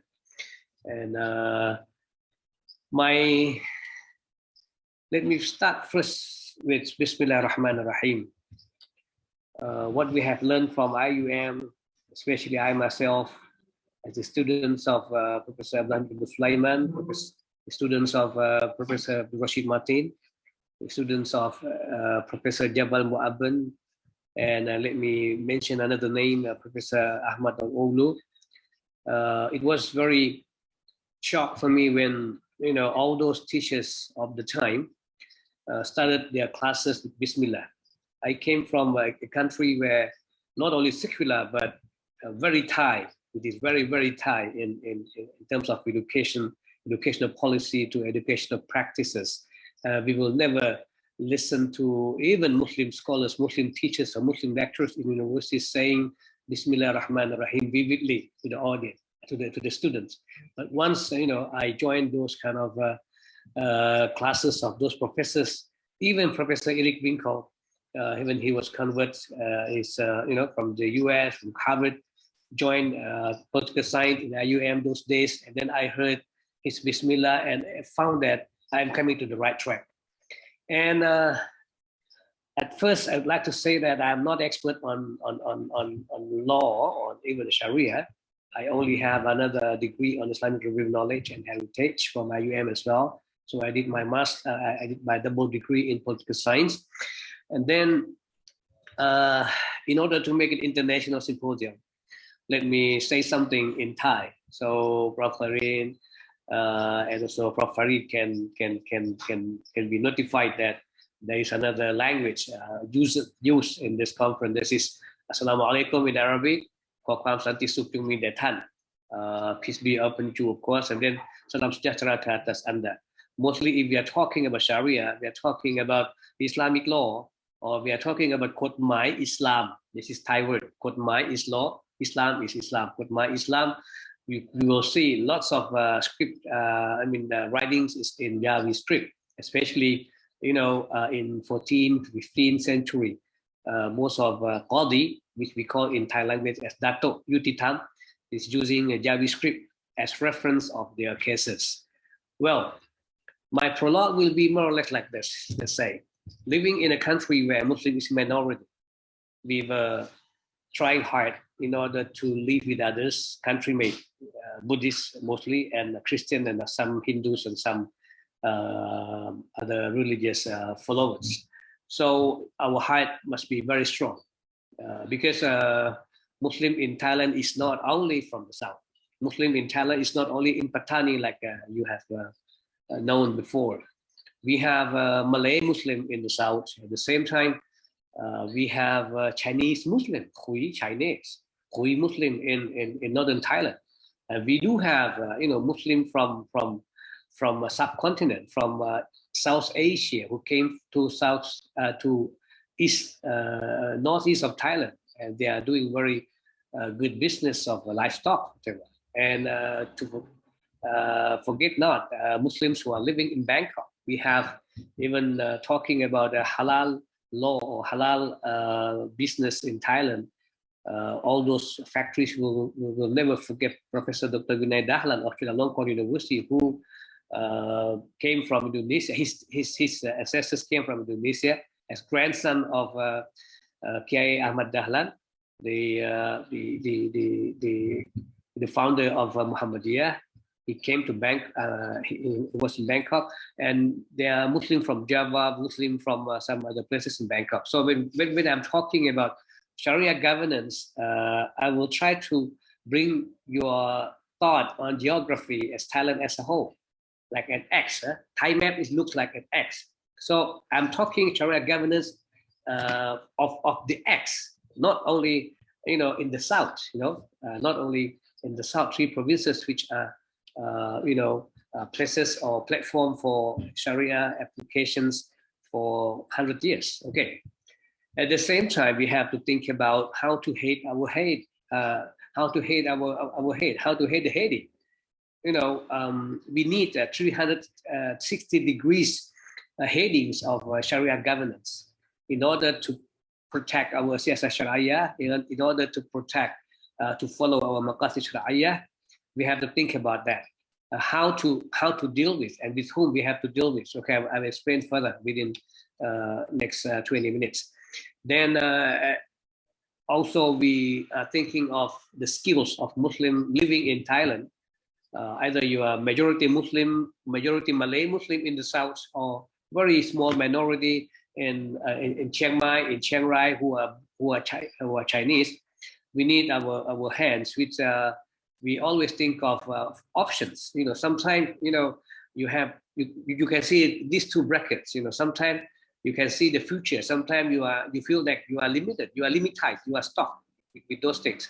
But we always think about that, and this is what I'm going to start with. So my point to be discussed, and just now you can see the prologue. The second one is etymological concern, the 3rd dimensions of Sharia governance, and the next I will a little bit touch on ICOL's role in Sharia governance in Thailand, which may be useful for Prof. Farid to continue how you can contribute to the success of your graduates who are coming back to Thailand and play a very important role in the developments of Sharia in this country. And finally, I will come up with some photos for my epilogue. Well, when we are talking about etymological concern, I'd like to say that I have three words. The first is Sharia application. Now, when we are talking about Sharia application, I would like to drag your attention to recall what Prof. Farid has mentioned about the history of Sharia application in Malay world. What happened in Kedah? What happened in Pahang? What happened in Johor? Was not really different from what happened in Patani, in Jala, in Narathiwat, or even in Satun, my own province. Because being Malay state those days, before the annexation with Thailand, with Siam those days in 1909, where the Anglo-Semitic Treaty was signed by Britain, by England and Thai king, the Rama V. So from then on, there will be some differences. If you can see, you can read through all those books or turas of Sharia application in Thailand. You will see the influences of Thai law is coming in. Even the issue of court, Qadi court and conventional court also different from Malaya cases. But before that, I'd like to drag our participants' attention that apa yang berlaku di dunia Melayu di sini juga berlaku. So this is very important. Okay, the second one is a Sharia compliance. Okay, since we cannot, okay, let me just go back a little bit for the first one. The application of Sharia, according to Thai law, is just the continuity of those Malay Muslim state, Patani, Yala, Narathiwat, and Satun. So some other provinces which Muslim are very, very minority, like Songkhla, like Bangkok itself, like Chiang Mai, we don't have that. We don't have such that. Even though we are very limited, we do have very limited legal platform for Sharia per se application, but in 4 provinces, this still happen, and it will open horizon inshallah in the future. Anyway, for Muslim in other parts of the country, they are trying to, make the platform bigger. So when we are talking Sharia compliant, you can see now, you can see Islamic bank, you can see Islamic windows for, banking system. You can see that the establishments of Islamic bank, even though, we have currently the 4th DM, but yet the first until the 3rd DM are still Buddhist. We don't have yet Muslim to become managing director, MD, managing director who is Muslim. So this is also another platform of Sharia compliance, and not only in banking system and financial system, but it also on halal products, also on halal business, halal industry. So we have the Sharia compliance regarding this. I will discuss further when we go in details. The last one is about what you have put the name of this symposium, the Sharia governance. So I told Dr. Zati from the beginning of our discussion months ago that I'm not a person who talk about the legal point of view of Thailand, but we have some other people. I will mention the name afterwards.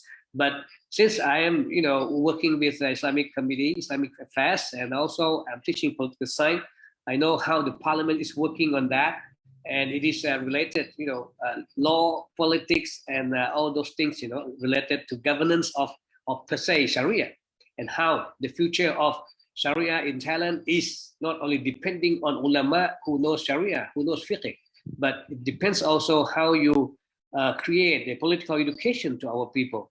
And they will vote for those who are really interested in infusing or intuing those kind of Sharia issues in the parliamentary discussion.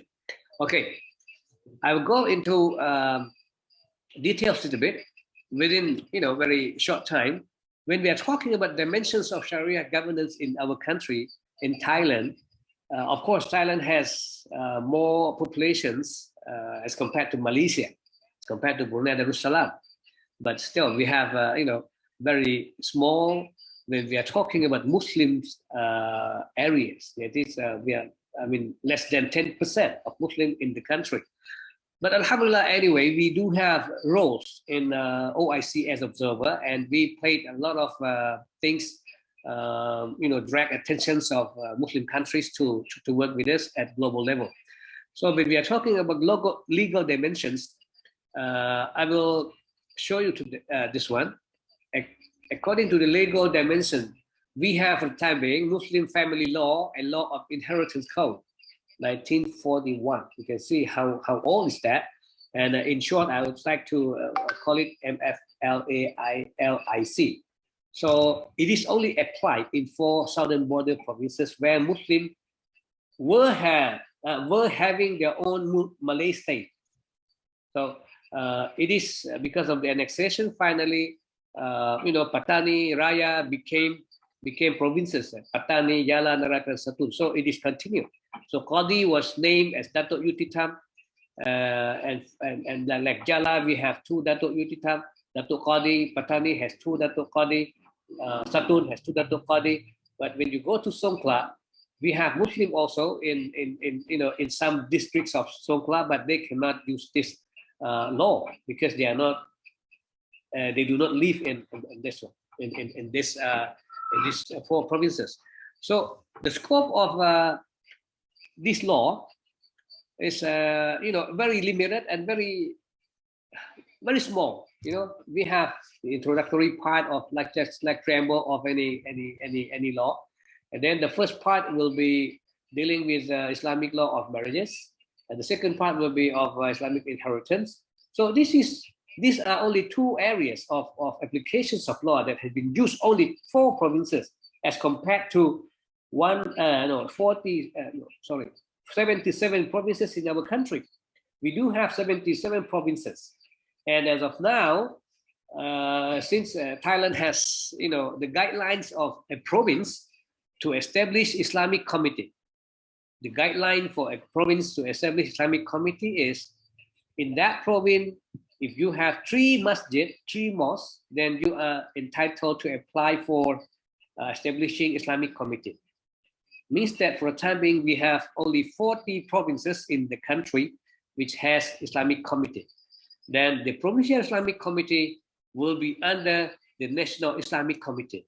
And the National Islamic Committee is headed by the Sheikhul Islam, because the Sheikhul Islam. And Sheikhul Islam is elected among the Imam, and Imam choose the committee of Islamic committee.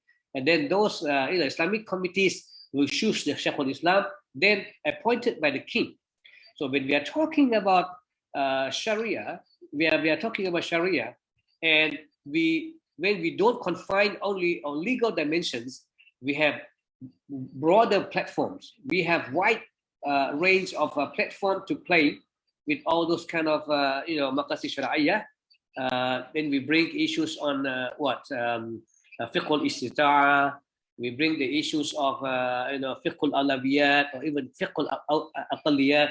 How can we use this kind of principles in order to work with the country where Muslim is minority, where the king is not Muslim, like what you have in Malaysia, or the president is not President Jokowi, like Prof. Saidi mentioned in Indonesia, you see, or even different from Singapore, where Singapore is Malay Muslim minority country, but you have a lot of the traditions of Islamic law or even Sharia brought a long time ago and still practiced in Singapore.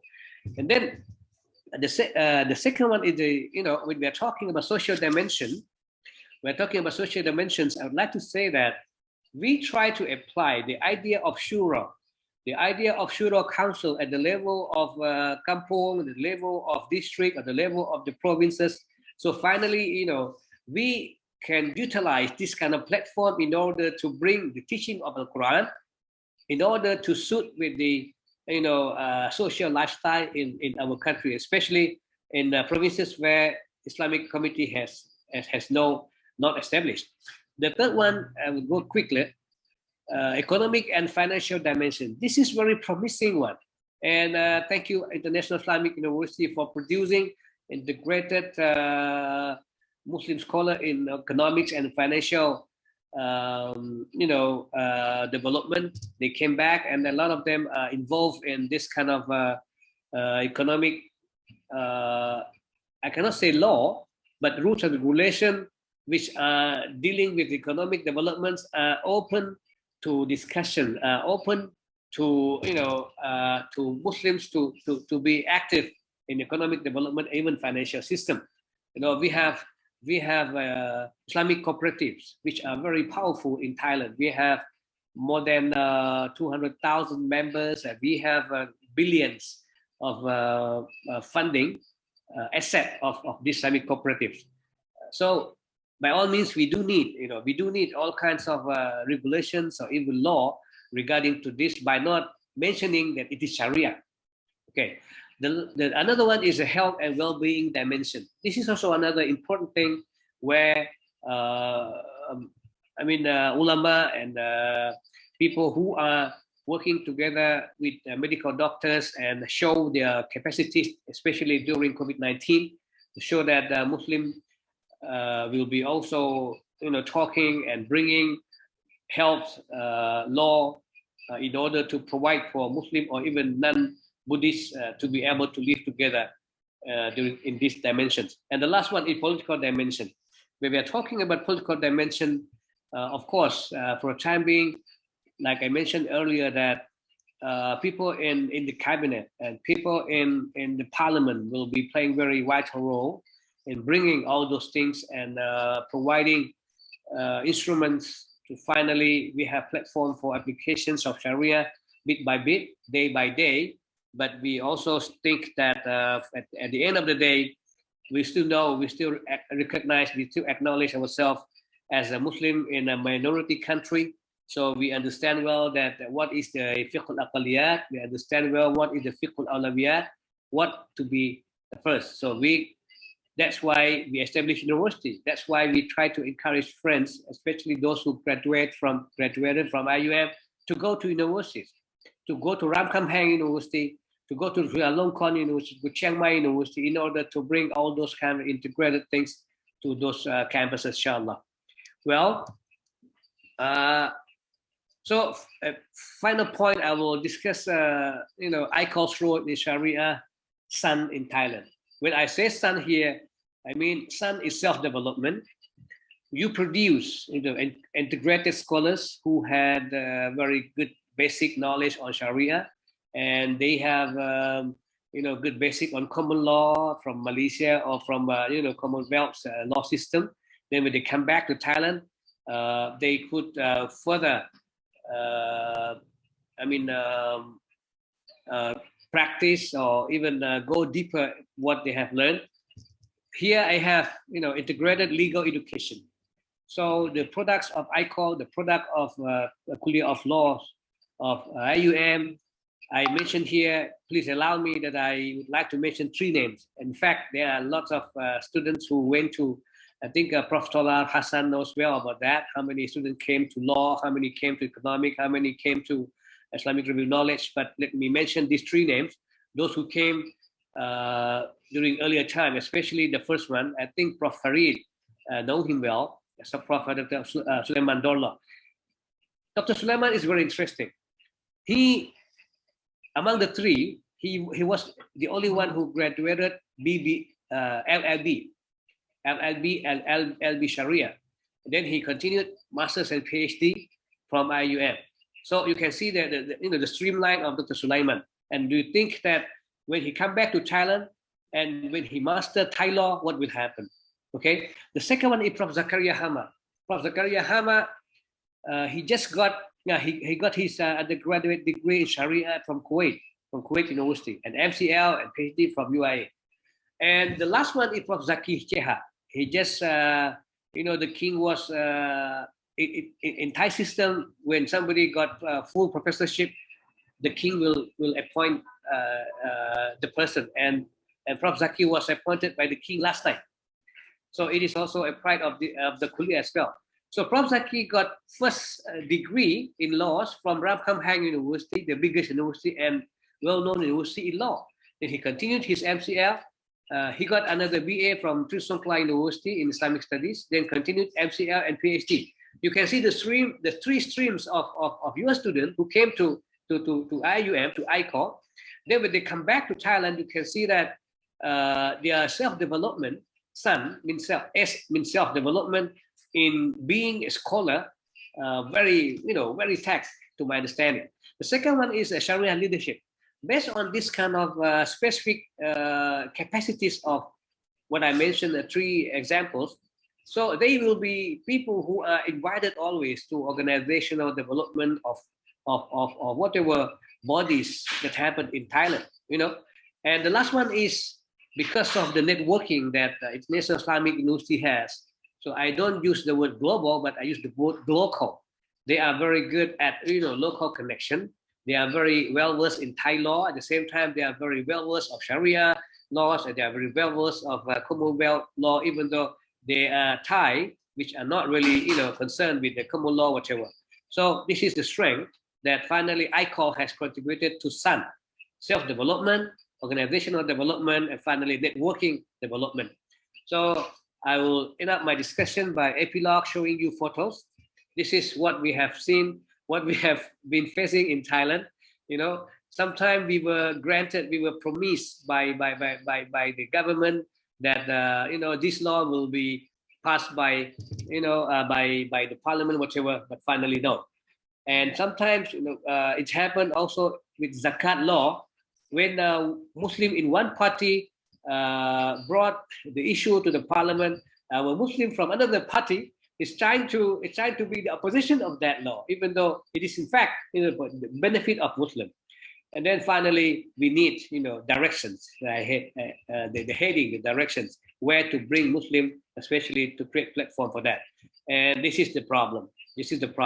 So when I say connections or networking, it is very important. How can we build the connection not only in Thailand but also in Southeast Asia or even in the globe? So this program is in fact to bring down the bridge, to create the bridge by the wall that has been closing between Malaysia, Thailand, Indonesia, Brunei, and even Thailand.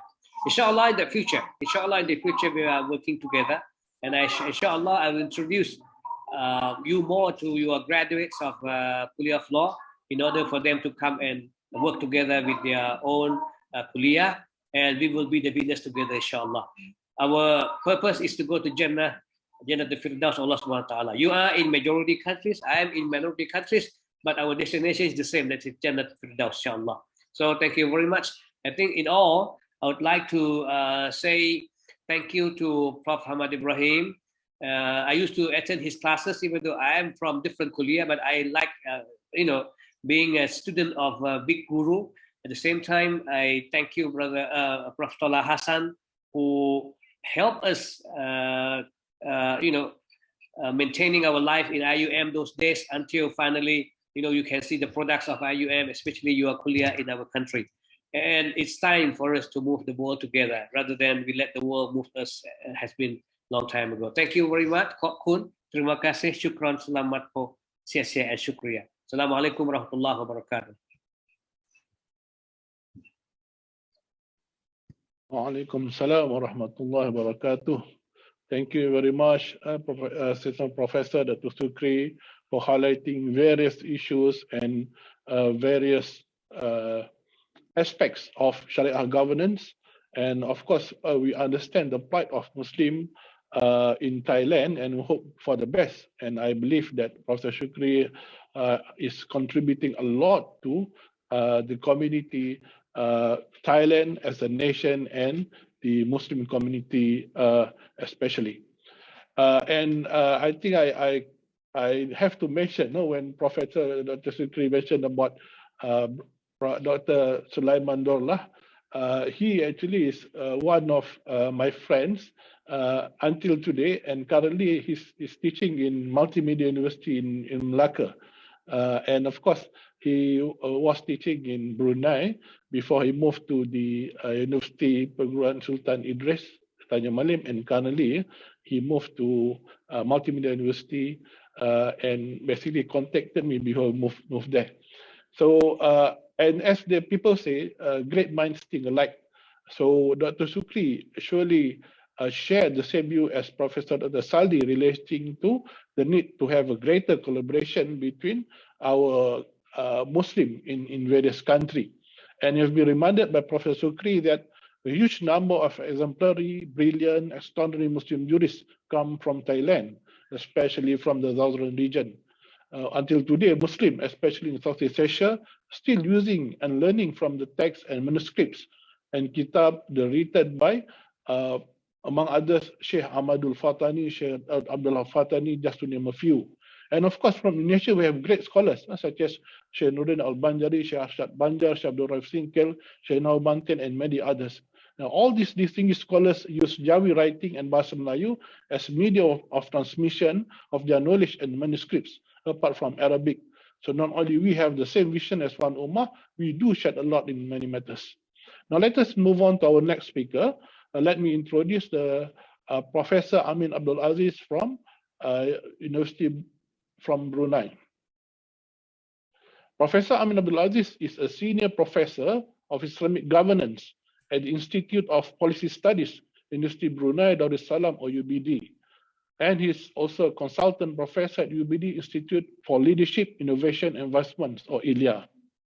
At the IPS or Institute of Policy Studies, UBD, Prof. Amin has established and leads the Islamic Governance doctoral program. He also teaches the modules Islamic Governance and Political Islam on the Master in Public Policy and Management and on the Master of Government degree programs. At ILIA, he has taught extensively in the Executive Development Program for Senior Government Officers, the Executive Development Program for Middle Management Officers, and the Brunei Civil Service Institute at the Young Executive Program. He also taught Islamic Military Doctrine at the Royal Brunei Armed Forces Defence Academy. His main specializations are in applied Shari'ah and political sociology, in particular in the Negara socio-political system. Currently, Prof. Amin is the director of the Sultan Omar Ali Saifuddin Center for Islamic Studies. So without further ado, I would like to invite Prof. Amin to deliver his lecture. Tafadhal. Assalamu alaikum wa rahmatullahi wa barakatuh.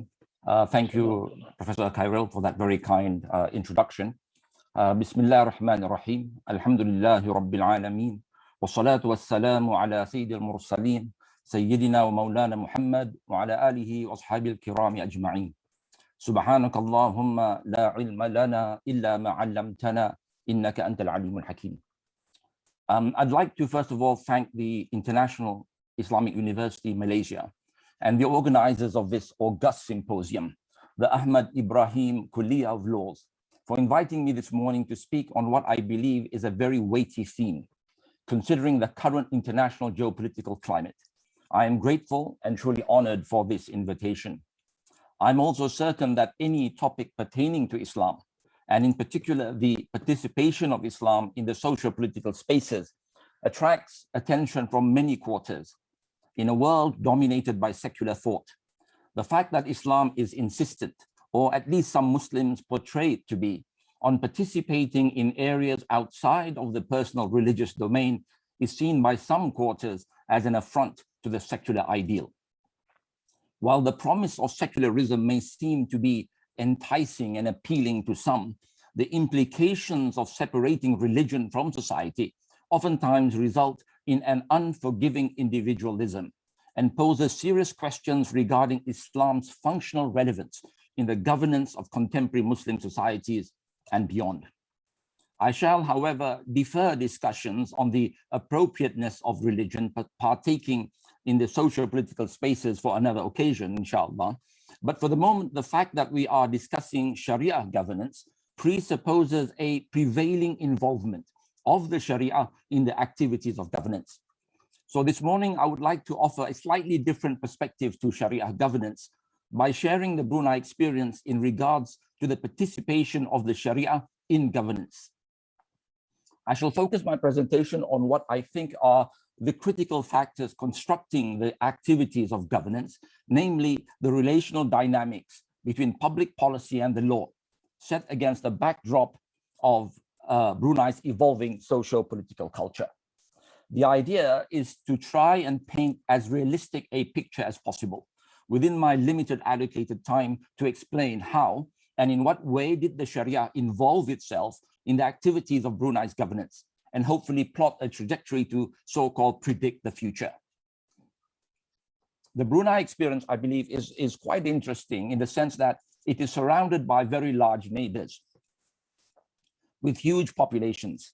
Somehow, 1960s Brunei was able to resist the integrationist zeitgeist, sweeping the region with the Indonesia project on one side under Sukarno, having amalgamated the different regions of the archipelago into a single country, and the Malaysia project on the other side, with Tunku Abdul Rahman putting together the federated Malay states with Sabah and Sarawak to form Malaysia. And in the middle of these two maritime superpowers, these two maritime Southeast Asian powers, was tiny Brunei. So I'll try to bring this on there you go. Drawn into opposing political orbits. For those of you who don't know this, but Brunei, if I put it there, the little dot is smaller than the M. So it's quite small. This tug of war between Indonesia and Malaysia was eventually played out in the Brunei Rebellion of 1962. This mood of integrating and amalgamating peoples and countries with perceived cultural or political cultural ties into superstates happened in Europe as well, starting with the Soviet Union in 1922 and the European Common Market in 1957, which eventually evolved into the European Union by 1993. But we also saw a flux in the conceptions of nationhood, from fragmentation to integration to dissolution and back to fragmentation, when smaller countries within those superstates began to reassert their sovereign identities, beginning with the dissolution of the former Soviet Union in 1991, after 69 years of political integration, and fragmenting into smaller independent states, paralleled by the disintegration of the Warsaw Pact, the breakup of Czechoslovakia and Yugoslavia, and for the European Union with Brexit. My point is that throughout this cycle of integration, dissolution, and fragmentation, tiny Brunei was somehow able to withstand heavy pressure to also integrate, or rather be absorbed into a bigger polity. And somehow Brunei was able to stand on its own, charting its own course and defining for itself its own sovereign identity, with Islam central to that. For those unfamiliar with Brunei's socio-political history, the country fell under British political control in 1901. And from that point onwards, Brunei underwent a massive regeneration process, from introducing a new system of governance based on British lines, a new education system, a new economic system, and even a new social-religious system. Numerous other reforms were also brought in. Basically, it was for Brunei a process of rebuilding the old Negara after years of decay.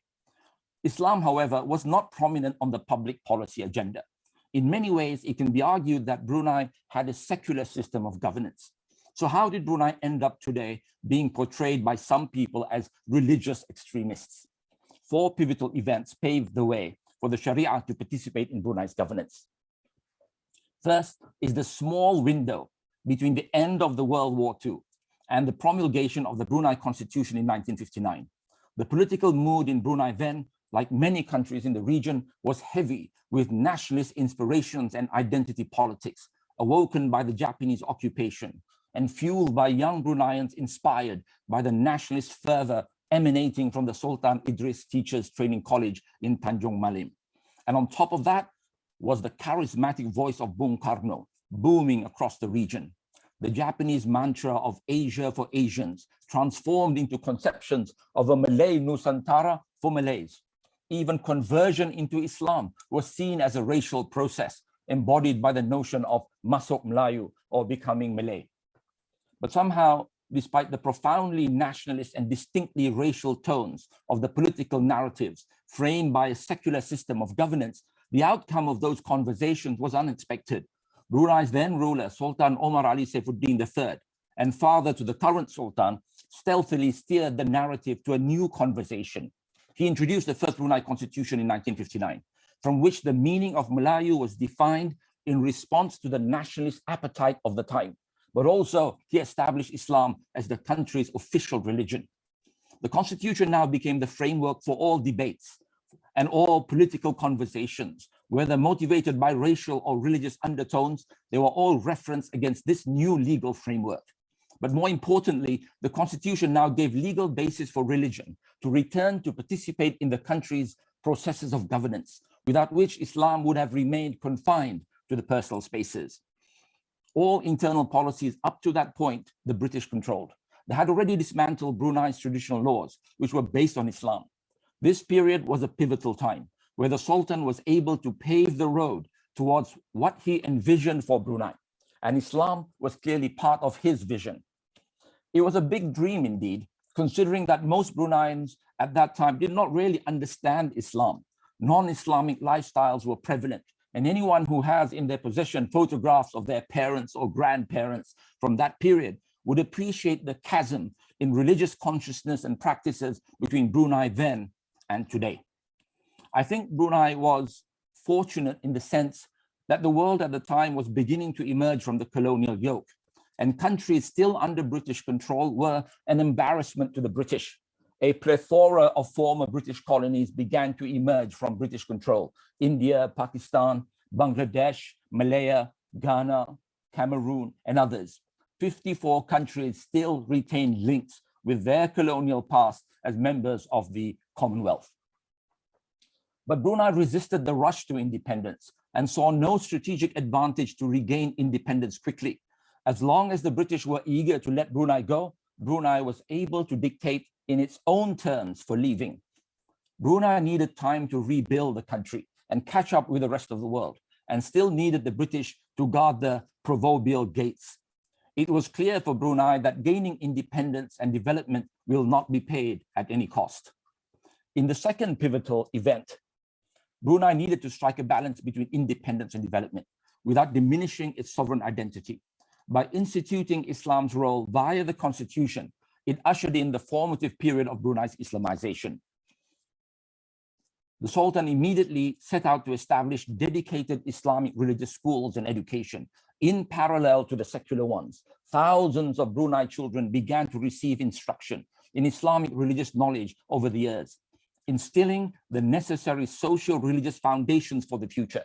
The Brunei government also introduced Islamic religious knowledge as a singular subject in the secular schools.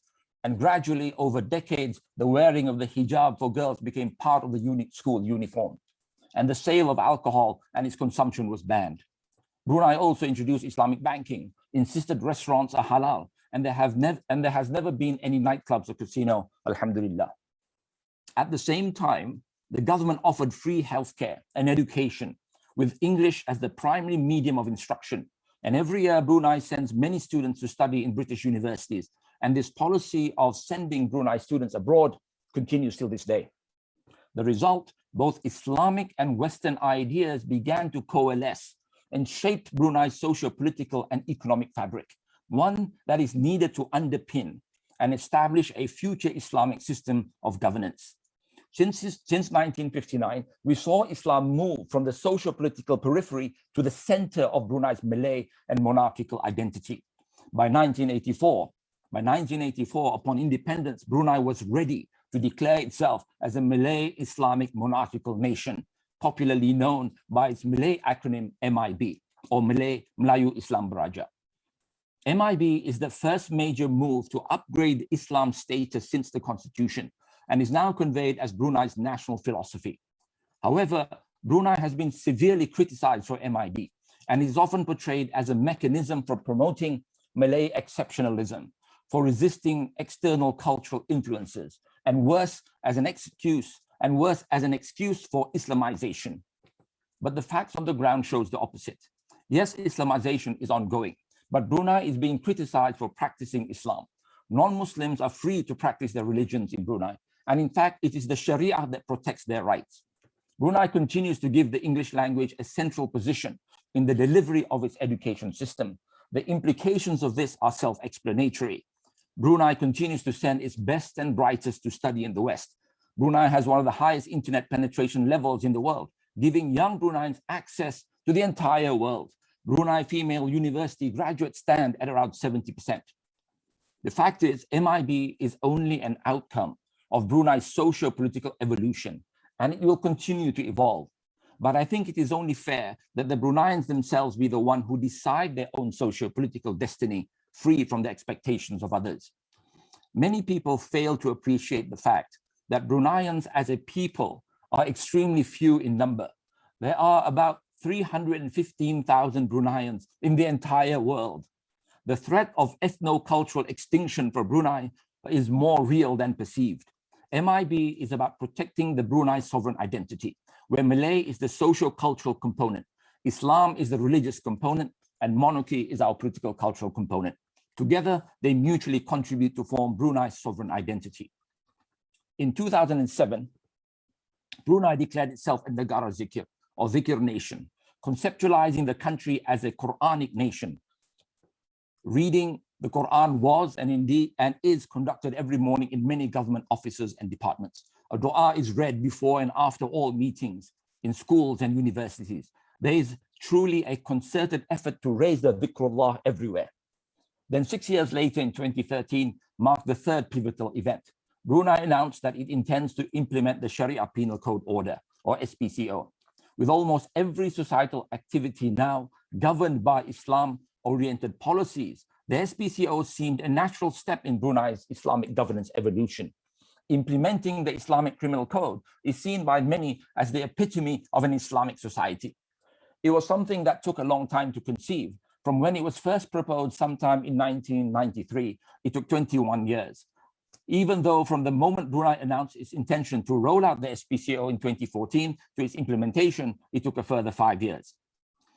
When it was eventually due to be rolled out, Brunei was severely criticized for this policy, forcing the Brunei government to explain its actions and the implications of the laws to the United Nations High Commissioner for Human Rights.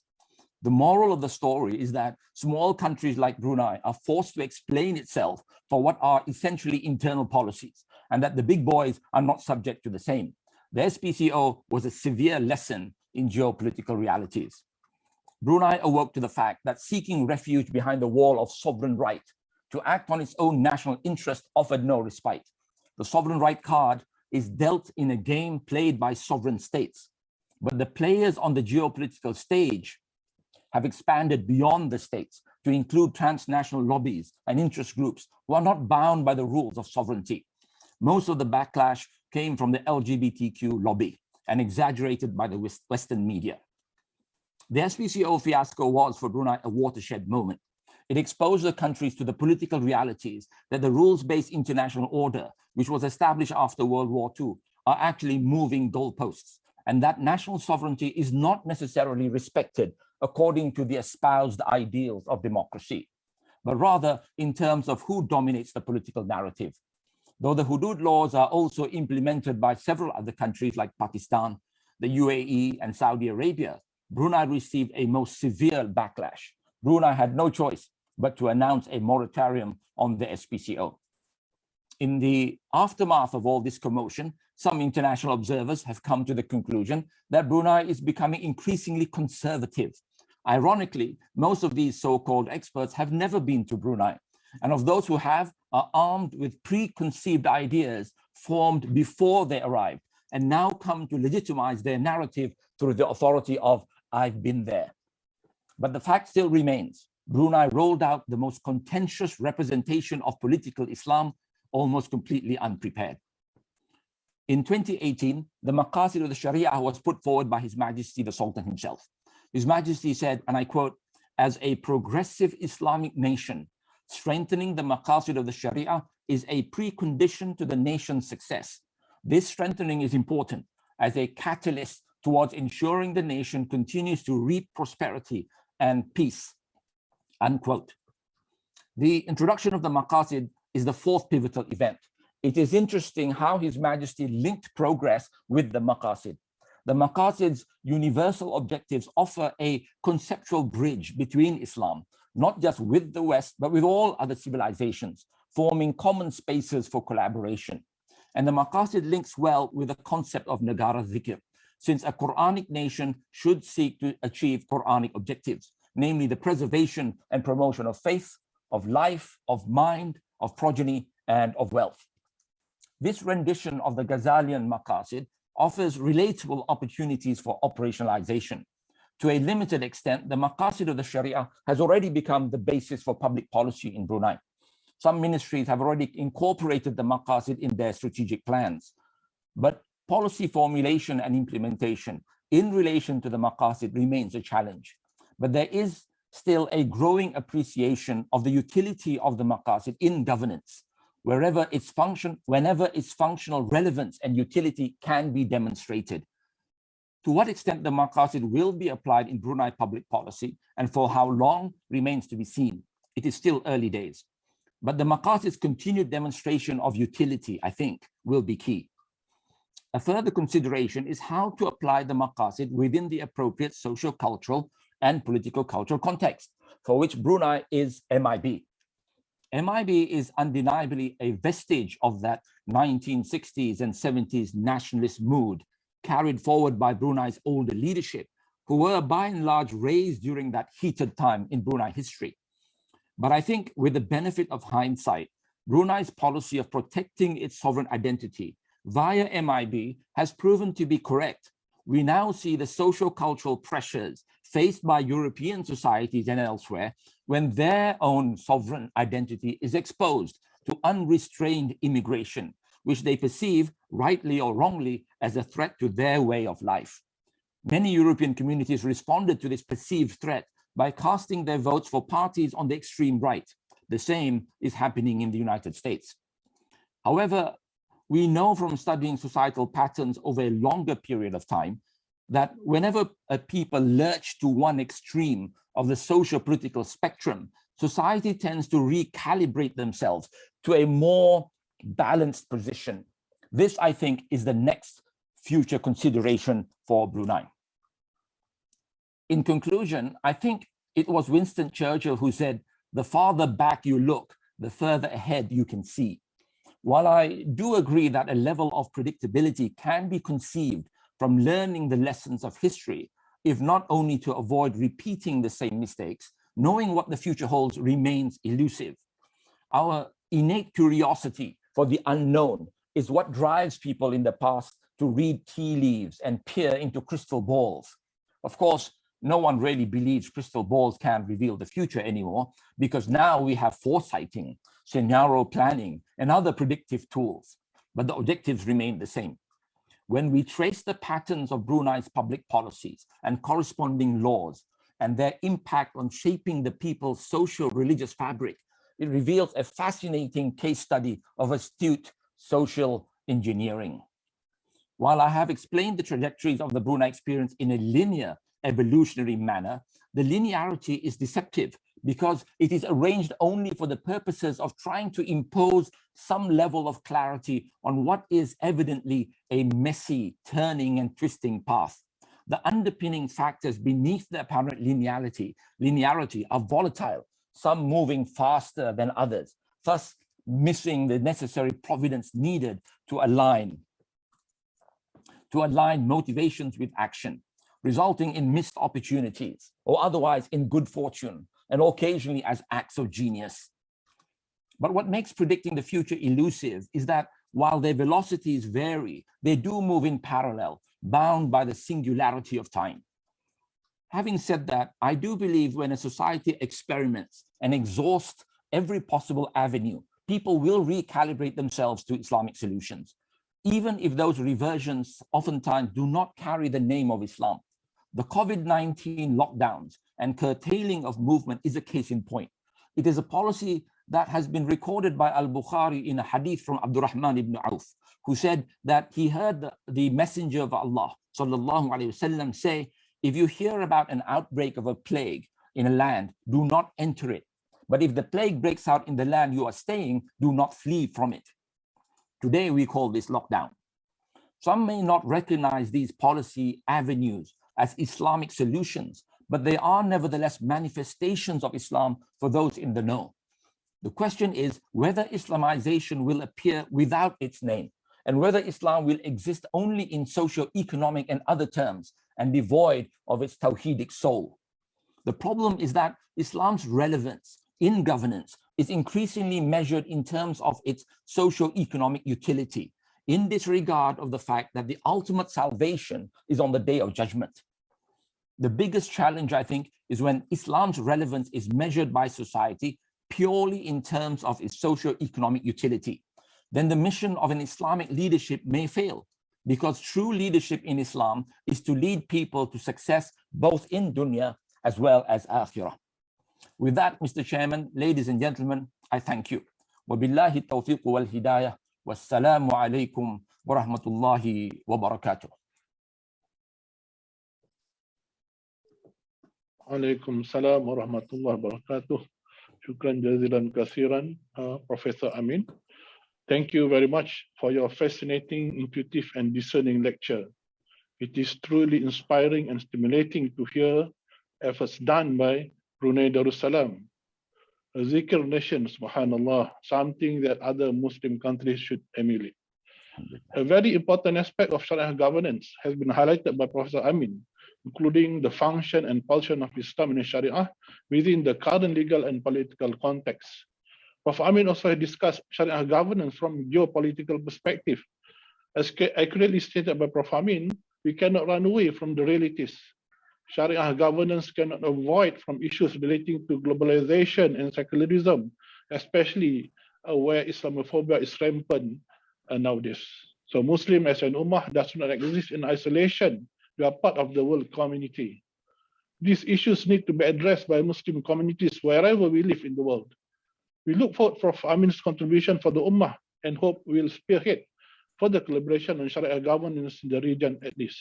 Inshallah, together with ICOL, IIUM, and all institutions that share the same vision, we can achieve our common goal.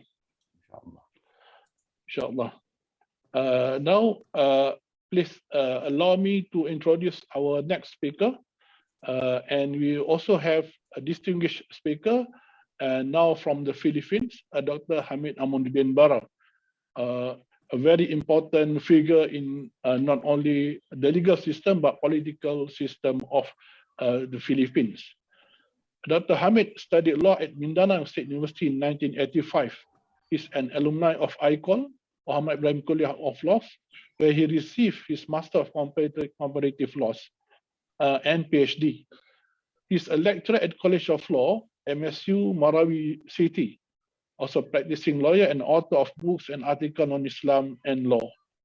Dr. Hamid Amunuddin Bara was a former Secretary General for the Bishops and Ulama Conference, a Mindanao organization dynamic in seeking peace in Mindanao.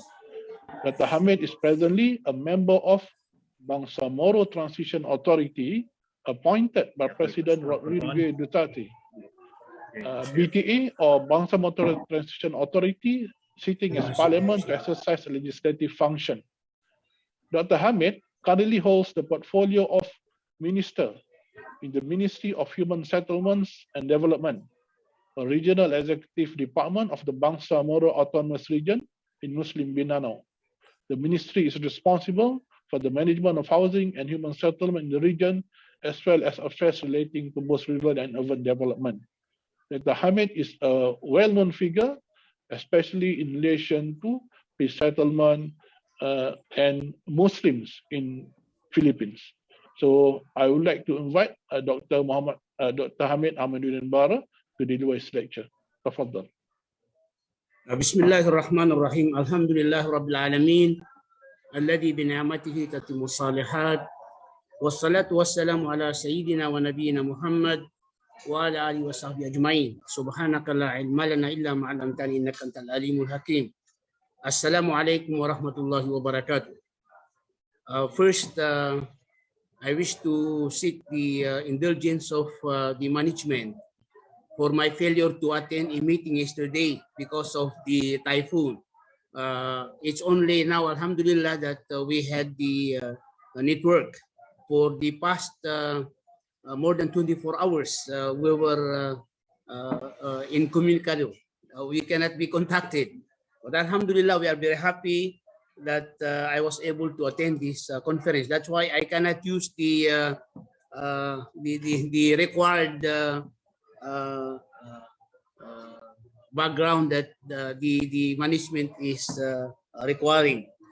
First, I wish to express my prayers and respect to my professor, Tan Sri Ahmad Ibrahim. He was my supervisor both in my MCL and my PhD in laws. I have learned so much from him aside from the classroom, but in the development of my personal character, I have so much learned from Tan Sri Ahmad Ibrahim. And I also wish to thank the management for this invitation. The Bangsamoro government in the Bangsamoro region is a new development in the Philippines. It is the result of negotiations between the Moro Islamic Liberation Front and the government of the Philippines.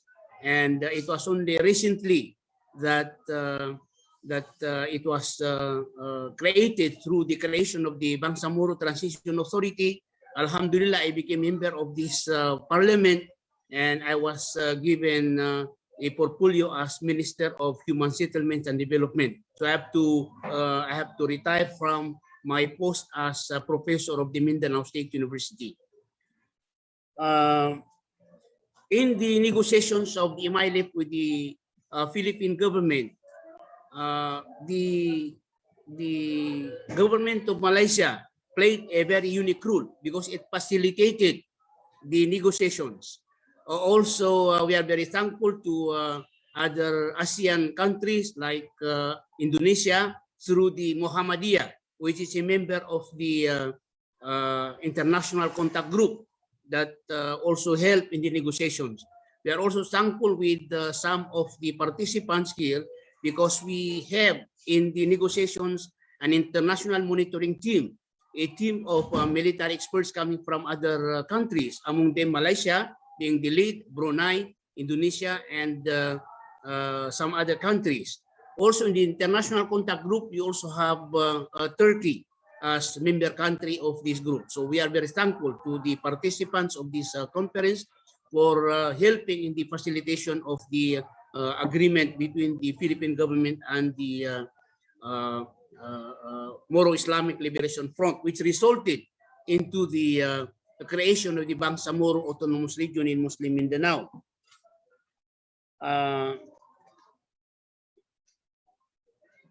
Shari'ah and fiqh, as we all know, has always been here in the Philippines, even before the coming of the foreign invaders. And we are very familiar with the sources of the Sharia, with the sources of fiqh, and with the core values protected by the Sharia, which was explicitly discussed by Professor Amin of Brunei. And this has been the thrust of the Bangsamoro people. In fact, one of the reasons for the struggle of the Bangsamoro people against the Spaniards, against the Americans, against the Japanese, was because of the implementation of alien laws, which is against their customary and religious laws. So even before the coming of the foreign invaders, the Spaniards from 1565 to 1898, and the Americans from 1898 to 1946, and the Japanese occupation in 1942 to 1945, the Muslims in the Philippines, especially the three major tribes, have their own laws, which are based on the Sharia. In the case of Sulu, they have the Diwan Tausug, which is basically a law on fiqh based on the classical books of Islamic law and jurisprudence. In Maguindanao, in central Mindanao, we have also the Luaran. Again, this is a code of law based on Islamic sources. And in the case of the Ranao areas in northern central Mindanao, we have the Tariki Bagu Igma. By the name itself, it speaks about Tartib and Ijma, which are all Islamic terms. And these were implemented by the Muslims among themselves even before the coming of the foreign invaders, the Spaniards, the Americans, and the Japanese. When the Spaniards came to the Philippines, they enforced royal decrees, meaning laws that were given by the King of Spain and extended to the Philippine archipelago, including the Muslims, which they have never conquered. one of the effect of this royal decree was declaring that all lands of the Philippines are owned by the Spanish crown, and this is against the feeling of the local people, especially the Muslims, who felt that their lands are God-given. They are haqqullah. They are owned by Allah, and whoever cultivates the land becomes the owner thereof. Again, this is followed by the Americans, who in the early 1900s, they passed a law on the public land. And these acts, which that's how the laws of the Americans are called, made the lands owned by the government. And again, they introduced the Turin system, where people have to register their lands. The Muslims do not register their lands because they say these are our lands which we inherited from our forebears. Then, after the Americans left the Philippines, they entrusted the governance of the Philippines through the Philippine legislature. This is the time of the Commonwealth period. Again, Commonwealth laws were called Commonwealth Acts. This was from 1935 to 1946.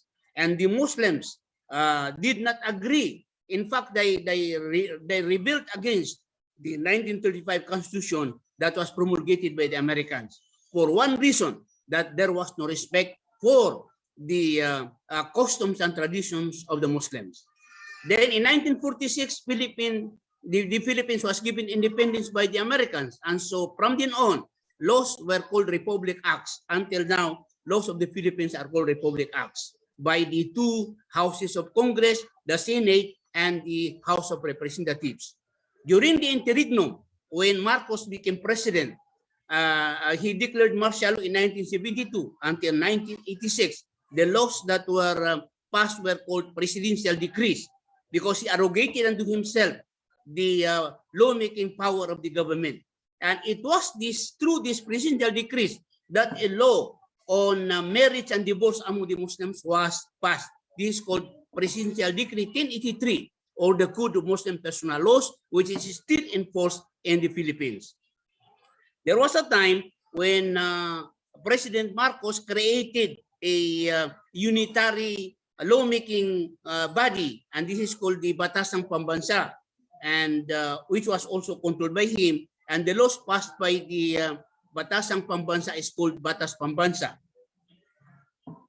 In the Philippines, the sources of law are the Constitution, the legislation that were passed by Congress, the interpretation of this legislation by the courts, and then we have common law and equity and precedents. These are the decisions of the courts. Now, we have to take note that during the negotiations between the government and the Moro Islamic Liberation Front, one question was the MILF, the liberation body, would not recognize the Philippine Constitution. On the other hand, the government also would not wish that the Liberation Front will fight for independence.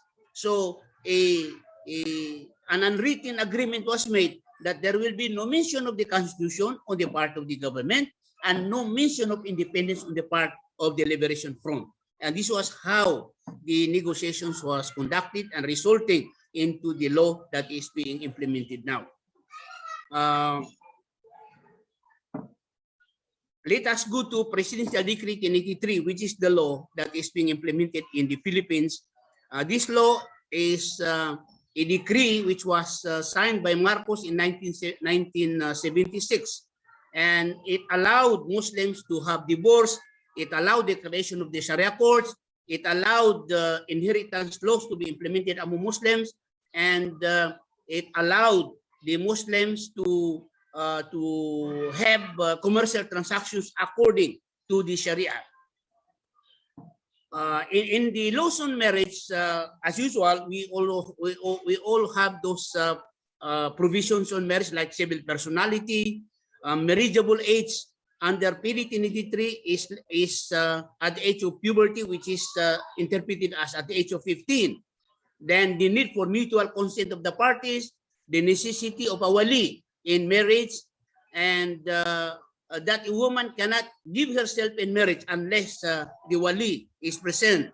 Then there is the requirement of ijab and kabul, of offer and acceptance in marriage, and the need for witnesses, as well as the requirement for payment of mahar. These are all provisions of Islamic law and jurisprudence.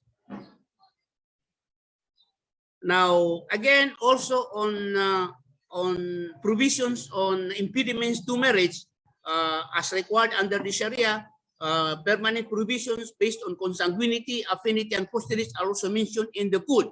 However, there are some provisions of the code which are not in accordance with Islamic law. The argument that the code of Muslim personal laws is the Sharia itself is not acceptable to Muslim experts, because this is only a piece of Philippine law based on the Sharia. But there are aspects of the law which are un-Islamic. For example, in the case of prohibitions of marriage, in the case of temporary prohibition, in the temporary prohibition of marriage, it is not allowed that you marry the sister or the aunt or the niece of your wife. This is temporary, in a sense that if your wife dies, or if you are divorced to your wife, you can marry the sister or the aunt or the niece. But under PD 23, it makes this prohibition as permanent. So this is one of the things that we need to check in the Code of Muslim Personal Laws. Also, in the case of inheritance, even those which are not allowed to inherit under Islamic law are given a leeway in the law to inherit, because you have to know that the Philippines is basically composed of a majority. It is a majority Christian country.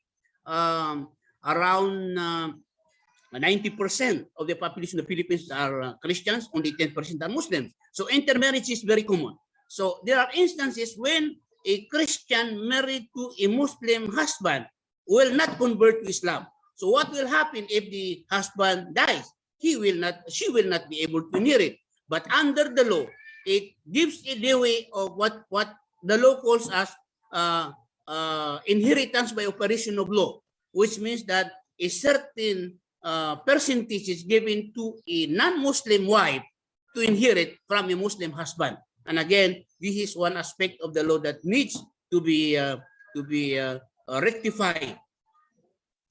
Marriageable age is defined in Surah An-Nisa, and there are two basic requirements: puberty or al-bulugh and ar-rushd. Puberty plus mental maturity equals age of majority. This is the sound requirement for marriageable age. Here is the formula: puberty or al-bulugh plus mental maturity or rushd equals age of majority, or the marriageable age. Basically, in the Quran there is specific age, but PD 23 specifies that in the case of a girl who is to be married and she has reached the age of puberty, and such cannot be determined, the age is supposedly to be 15. In the case of men, the marriageable age is set at 15 years of age. Consent of marriage, there is always the necessity of consent. In the case of an unmarried woman, she has to give her consent by silence. But if she has been previously married, she has to give the consent openly. Also, rights and obligations between the spouses are also defined under the code. Support, custody, they are all defined in the code. Now, also in the case of talak, all the types of talak are mentioned in the code. Talak, this is the formal talak, when a husband pronounces talak to the wife, and the rules about ida, these are all mentioned about talak raji'i, talak bain sugra, talak bain kubra, all of these are mentioned in the code. Then ila dihar, which are practices of the Arabs before Islam, are also mentioned in the code. Then li'an, khulu, tafwid, fast are also mentioned. But the case of talak agreed upon by the parties, mubara, is not mentioned in the code. Now, part of the administration and governance of Islamic law in the Philippines is the creation of Sharia courts. before the Code of Muslim Personal Laws, there were no Sharia courts, only local courts by the Muslims themselves. They have their own qadi in their own localities, but those are not recognized by the government. But under the law, Sharia courts were created. There are 3 layers of this court. We have the Sharia Circuit Court. There are 51 of them. These are courts which is equivalent to the municipal trial courts, or that have jurisdiction on marriage and divorce. Then you have the Sharia district courts, which is like to a regional trial court under the Philippine system, and these are the courts that have jurisdiction over inheritance cases. Now, one problems that Muslims are facing pertaining to the qualification of Sharia court judges is that in the Code of Muslim Personal Laws, the qualification of Sharia circuit judges is that you must have passed a Sharia bar exam given by the Supreme Court. To pass this exam, you have to undergo a 45 days training, and you must have finished a degree in any degree, whatever degree that you have. And then a requirement which states that you must be knowledgeable about Islamic law and jurisprudence.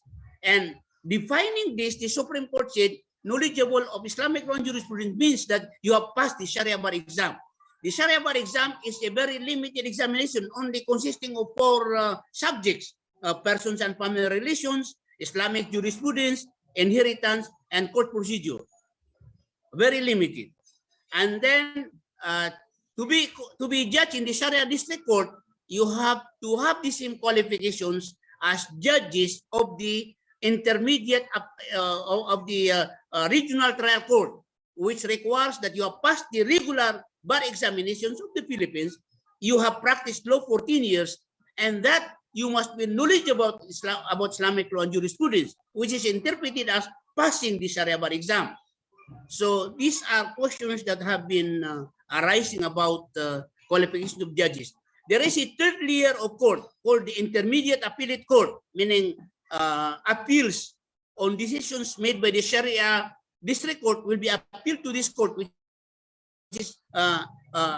is at the same level as the Intermediate Appellate Court of the Philippines. Until now, has not been established. Then we also have alternative dispute resolutions. There is the need for a barangay justice system. There is the need for arbitration in arbitration committee, which is created by the court. Meaning, if you file a case in the Sharia court, what the court will do is they will ask the both parties to nominate their representatives, and an arbitration will be undergone with the clerk of court as chairman of the committee.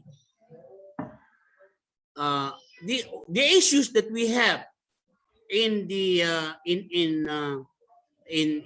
implementation and administration of Islamic law is that under the new law, under the law that created the Bangsamoro Autonomous Union Muslim Mindanao, there is a provision that the Bangsamoro government, the Bangsamoro Parliament, can now pass laws on marriage and family relations, on commercial transactions, and on crimes and with the punishment of arresto minor. Criminal law is allowed, but only on a very small scale, because it's only arresto minor. That is imprisonment for 1 day and 30 days. One day up to 30 days. Now, what we do in the parliament, on my personal initiative, what I did was I have passed a bill in parliament of the Bangsamoro, try to rectify and enhance the Bangsamoro Code of Muslim Personal Laws. We try to check with my team. We try to check what are un-Islamic in PD 1083. This is the law that is being implemented, and we try to check that and try to rectify it according to the Sharia. This is still in the parliament. We are still waiting. When will this be taken up in the plenary? But this is one thing that we can do as Bangsamoro. Although our problem there is that if this law will be passed by the parliament, it will only be implemented in the Bangsamoro area. consisting of only 5 provinces and a special area where 63 barangays join the Bangsamoro government. So this is one of the problems that we are facing. Another thing also is that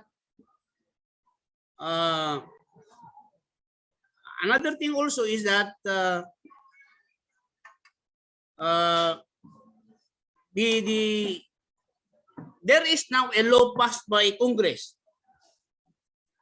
the Congress of the Philippines, criminalizing child's marriage. That if a person is married below the age of 18, the parents, the solemnizing officer, and whoever has conducted the marriage will be treated as a criminal. And so this will step against the rights of the Muslims, because this is a law that is national in scope. And so our problem now is how to stop this. What I did was I passed a resolution in the parliament asking the president of the Philippines to veto this law, because it is against the right of the Muslims. And hopefully, I hope the parliament, by next week, we will be having our session again, and I hope that this will be taken up in the parliament. So these are some of the problems that we are facing in the Philippines in the case of Islamic law, because our problem is that we have a national law being passed by the National Congress, and it will be applicable to us. What we are asking is that to make our laws exceptional to the national law, and hopefully this we can do something about this through our work in the parliament. So these are some of the things that we need, and we need the help of experts like our distinguished speakers. We are learning from you in order to enhance our application of Islamic law in the Philippines. Thank you so much. Wassalamu alaikum wa rahmatullahi wa barakatuh. Wa alaikum salam wa rahmatullahi wa barakatuh. Thank you very much, Professor Dr. Hamid Ahmaduddin Bara, for your inspirational speech and for sharing your invaluable knowledge and experience, not only as an academic, but also as a member of legislature and a member of the executive or the government. In spite of very hectic schedule and demanding responsibilities and duties as a minister and member of parliament, we are very fortunate to have Professor Dr. Hamid Bara with us. He agreed to set his valuable time to share his knowledge with us in the symposium. So, Jazakallah khairan kathira. We also hope that the weather where you are now, Professor Dr. Hamid, it has improved, and we pray for your safety as well as the safety of your family and our brothers and sisters over there. We look forward to have you back in ICL, Professor Hamid. And physically, not only virtually, but physically, inshallah. In fact, we hope all speakers will be able to come to IAU in the near future. So now, please allow me to introduce our sixth speaker, Mr. Alfian Nasir Kuchit from Singapore.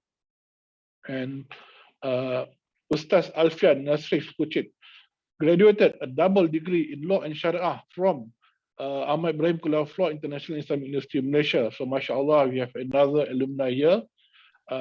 He received the Fulbright grant to study at Columbia Law School, New York, where he graduated with an LLM and was named the Harlan F. Stone Scholar for his academic achievements.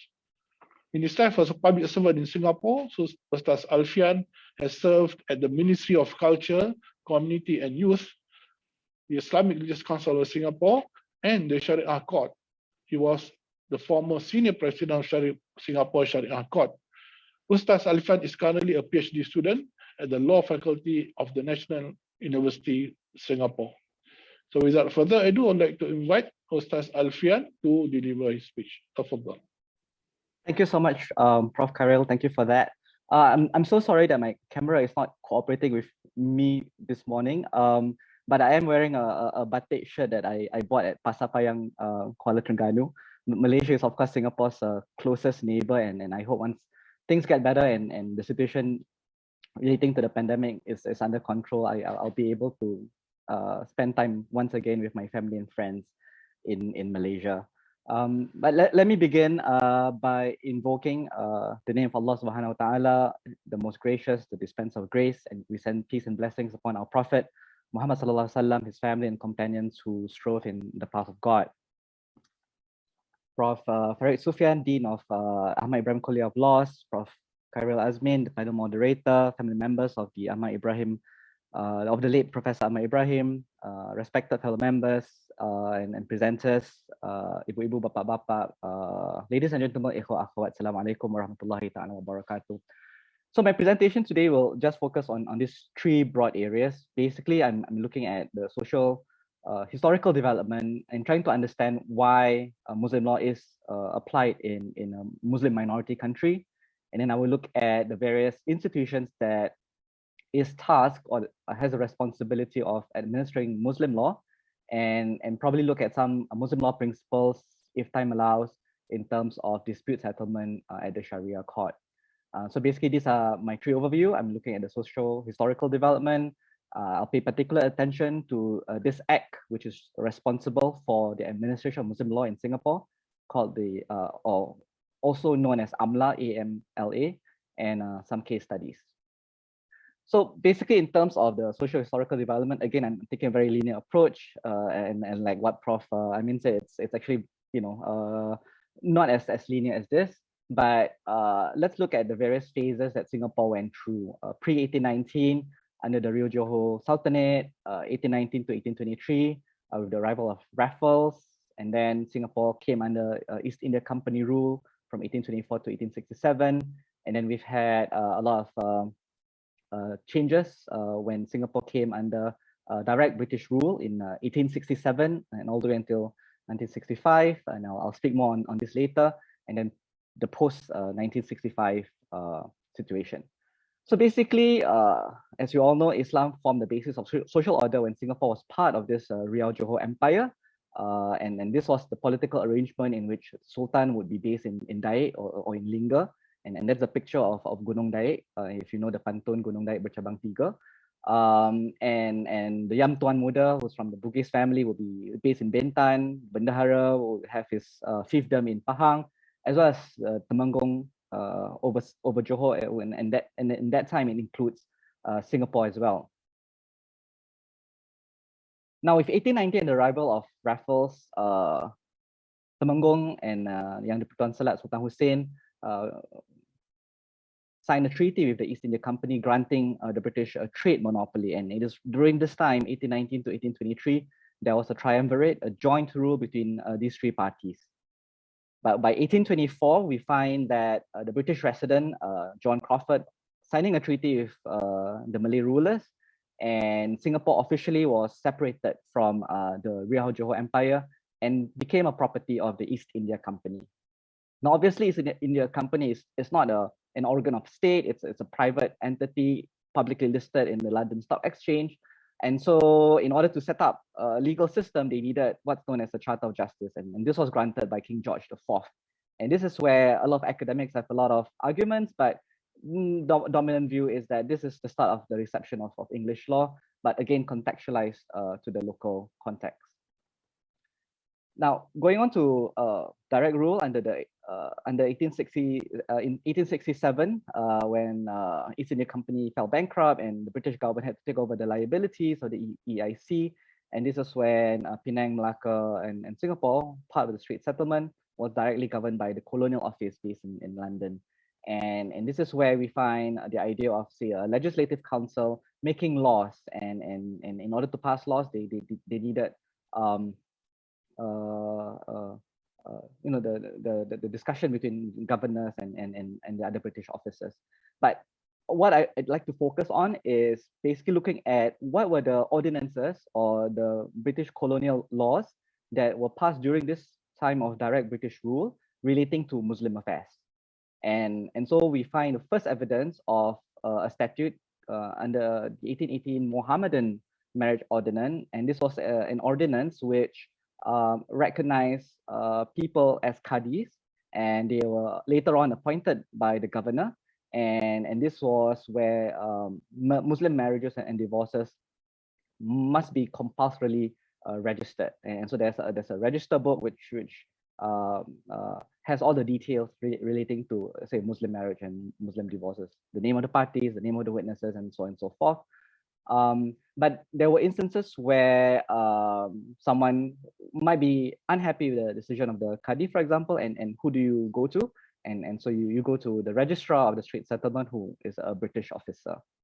So apart from the Mohammedan marriage ordinance, later on we find that there were a lot of other ordinances that were passed. And another example is this Mohammedan and Hindu endowments ordinance. In particular, the Mohammedan Endowments Board looked into all the Waqaf properties that were based in Singapore. At that time, Waqaf properties were used for the building of madrasas in schools, mosques, as well as cemetery, and also places of business, which can then support all these social organizations. Then in 1915, there were, of course, issues that were facing the Muslim community, between the Muslim community and the colonial government, and that's why they set up this Mohammedan Advisory Board, which was made up of community and business leaders. And this was where they advised the governor in terms of what needed to be done in order to take care of the affairs of the Muslims. And some of the things that they advocated for was, for example, cemetery spaces, because Waqaf lands were already filled up. And so they needed the government to set aside land to build cemeteries. Also, for example, to declare Hari Raya Haji as the public holiday in the colony. So these were among the things that they discussed with the British colonial officers with. And by 1957, this was the first time Singapore had a dedicated or specialized religious court to deal with disputes relating to divorces. And this was where we had, first time, a separate court system under the Shari'ah court, staffed fully by Muslims, and appeal to the appeal board, again staffed fully by Muslims.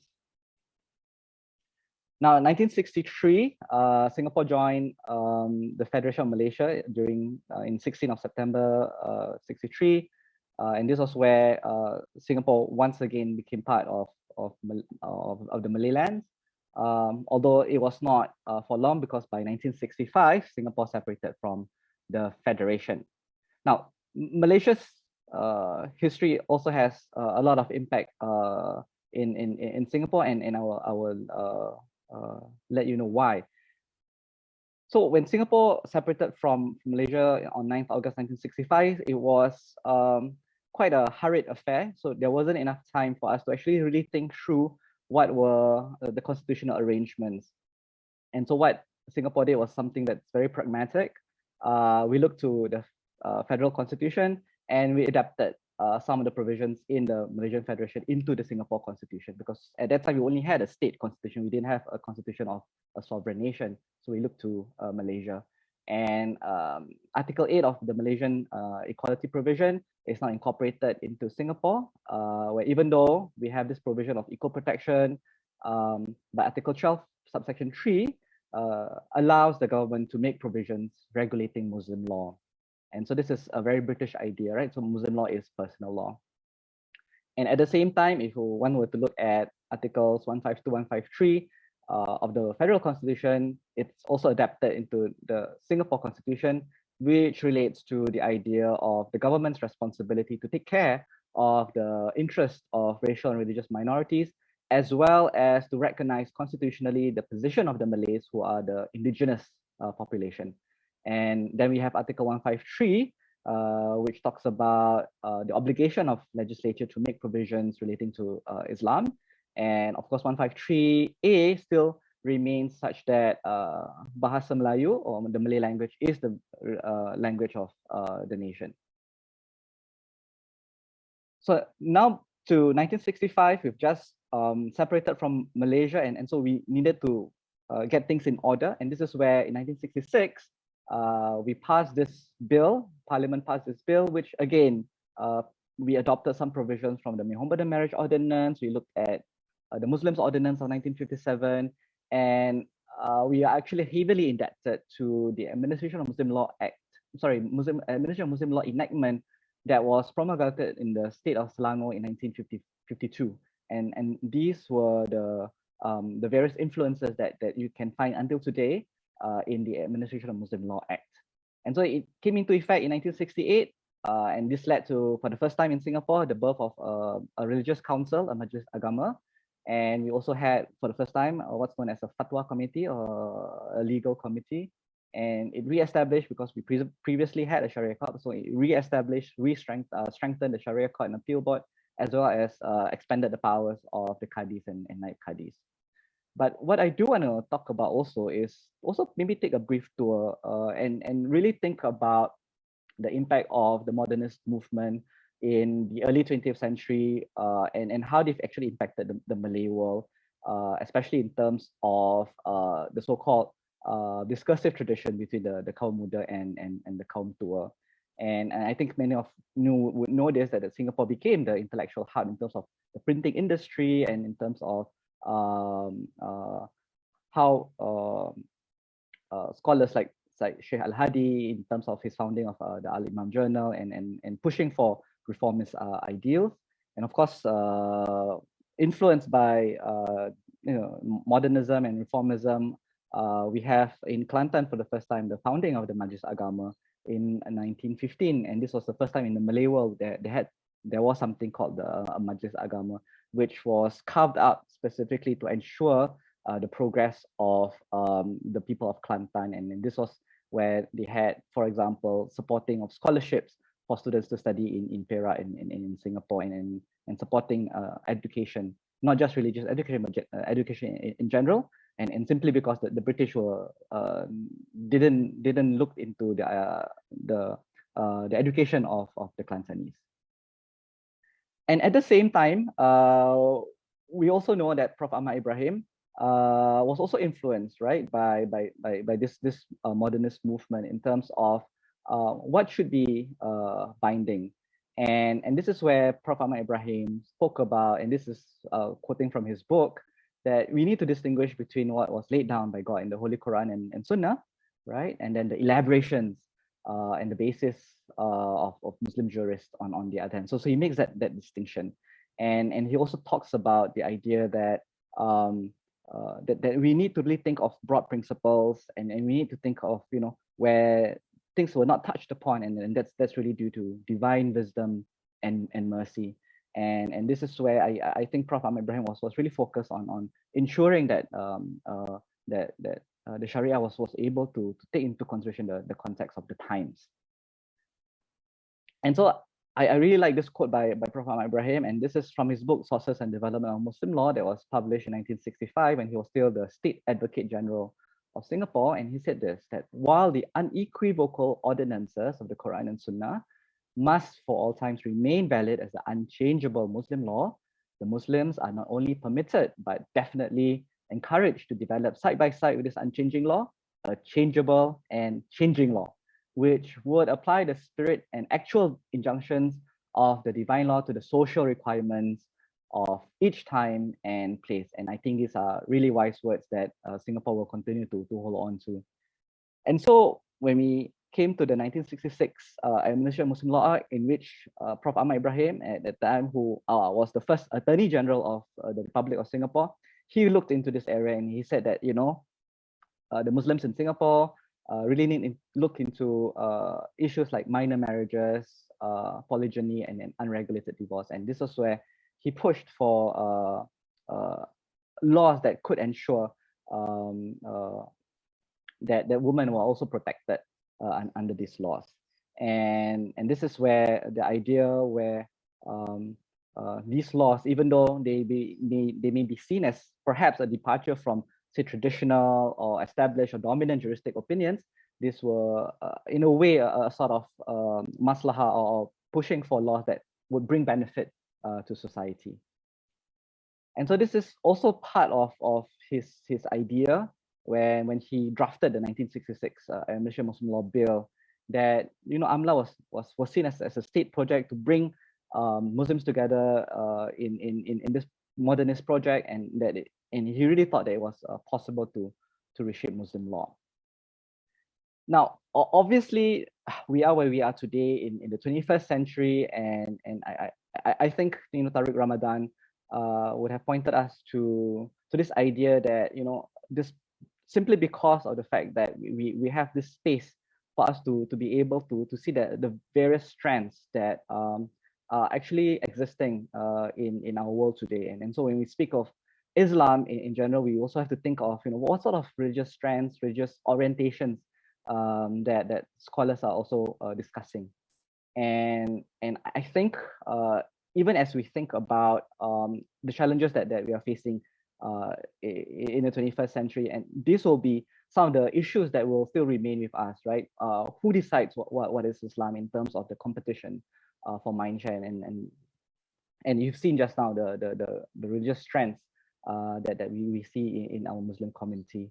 There are also counter movement in terms of state Islam, official Islam, as opposed to private Islam, or Islam that's been seen or practiced privately. The assertion of ideas, or what sort of identity in terms of the religious assertion, and for lack of a better term, there is this contestation of ideas between what is deemed as conservative in terms of looking at the traditions, and what is progressive in terms of how do we develop the tradition further, right? And this is where I think when we look at the mainstream, what sort of response can we provide to all these contestations? And I think we also really need to think and question not just secularization, but in terms of capitalism, what sort of rapacious capitalism, what sort of industrialization in terms of fair working conditions, rationalization in terms of the law, and what it means to be living in a nation state, living in a state where we have to be bound by international treaties like the Convention on Elimination on Discrimination against Women, for example. And obviously, society is transforming, right? I mean, Singapore just had our first female president, and so there are changes that's happening in the world, in the society. And this is where I'm not sure, and I think the jury is still out when we think about political Islam, and how does political Islam really address issues of human condition like enemy, alienation, and I think there's this book by Prof. Mazna Muhammad on divine bureaucracy and social disenchantment, and I think that's also something that for us that we need to think about. But whatever it is, I think I absolutely agree that in terms of the positive role of religion in the public sphere, I think it's about the consciousness of how we should live as a Muslim fairly, equitably, and being rooted, to our traditions. But let me just now go to what are the institutions that actually govern Muslim affairs in Singapore. So I've stated that the Constitution allows for a space and allows the government to issue laws relating to Muslim affairs. And these are the various institutions that look into Muslim affairs. The President of Singapore, the Cabinet, which consists of the Prime Minister and his ministers, Parliament, obviously, in terms of legislating laws, and the judiciary. And of course, there are also organs of state like the Attorney General's chambers that do play a role as well. But I'll focus on the role of Parliament, for example, in terms of legislating the Administration of Muslim Law Act, which brought into existence the Registry of Muslim Marriages, Majlis Agama, which then looks into the Appeal Board and Fatwa Committee, as well as the Shari'ah Court, right? So what is the role of the President? President has appointment powers, appoint advice to appoint these officers like the Muiz President, Muiz Council members, the Mufti, right? And Parliament, obviously, in terms of the legislation of laws, and you've seen various amendments being made to the Administration of Muslim Laws, basically technical amendments just to ensure that the corporate structure is robust and strong enough to deal with issues of the day. We have the Prime Minister and the Cabinet, and part of the Cabinet is this designation of Muslim Minister in charge of Muslim affairs, and he provides the direction and the approving authority for any policy initiatives relating to Majlis Agama, the Registry of Muslim Marriages, and the Shari'ah Court. And so we have the Majlis Agama, or the Religious Council, and they deal with all these issues: halal certification, the idea of building religious leadership, ensuring that there's a pipeline in terms of the next generation of asatizas or religious leaders. And you know that there's also a fatwa committee, and any fatwas must be unanimously decided by the panel, and of course the appeal board who hears appeals against decisions of Sharia court and ROMM, right? So ROMM takes care of marriages, Sharia court takes care of divorce matters, but this is basically the jurisdiction of the Sharia court. We've got a domicile requirement as well as habitual resident if one is not a citizen of Singapore. And then we've got this idea that, our jurisdiction only relates to this subject matter, Muslim marriages and divorces, and only relating to parties for Muslims and married under Muslim law. Now, this is of course subject to a lot of interpretation. And so let me just give you some scenarios, and hopefully we can discuss this scenarios. So in Singapore, for example, you could have two parties, let's say two Buddhists who contracted a marriage, right, a civil marriage and the registry of marriage, because they are both Buddhists. But what if they are now at the point of divorce both Muslims because they've both converted to Islam? So is the Sharia court then able to hear the divorce? I would say no, because in the first place there is no Muslim marriage that the Sharia court can recognize. So that's the first thing that you need to know. Now, what if we have a situation where parties were both Muslims at the point of marriage, but then one of them converted out of Islam, so one of them is no longer Muslim, right, at the point of divorce? So can the Sharia court still adjudicate the divorce? Well, the answer is yes. Again, simply because they have a Muslim marriage, and then the divorce will be dealt with under Muslim law. But what about custody disputes? When Sharia court adjudicates these custody disputes when there are no divorce proceedings pending? The answer is no. So only when there's divorce proceedings that's pending before the Sharia court can we hear ancillaries to the matter.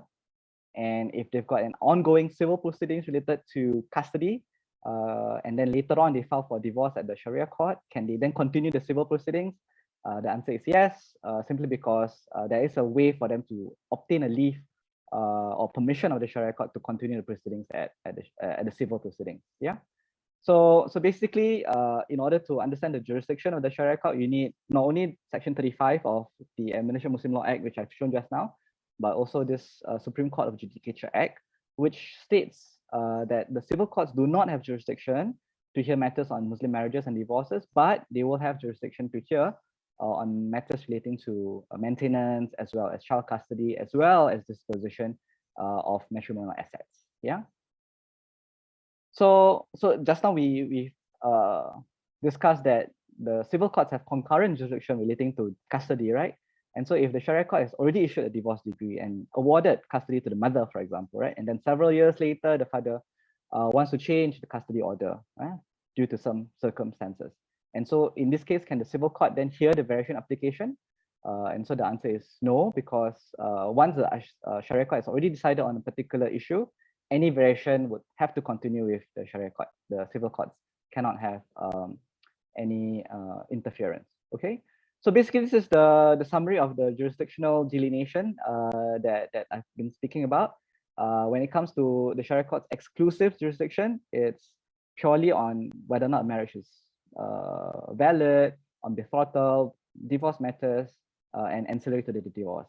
But there will be times when there are concurrent issues that are under both Sharia courts and civil courts jurisdiction, and this is where sometimes we need to know when jurisdictional priority needs to take place. Yeah. So in summary, basically we have this thing called the Administrative Muslim Law Act, which gives power to the civil courts to decide matters relating to inheritance and wakaf. And so any disputes related to a Muslim will, any disputes relating to a Muslim wakaf, you have to go to the High Court and appeal, Court of Appeal when there's an appeal. Whereas for the other matters, as you can see, the Registry of Muslim Marriages registers and solemnizes Muslim marriages.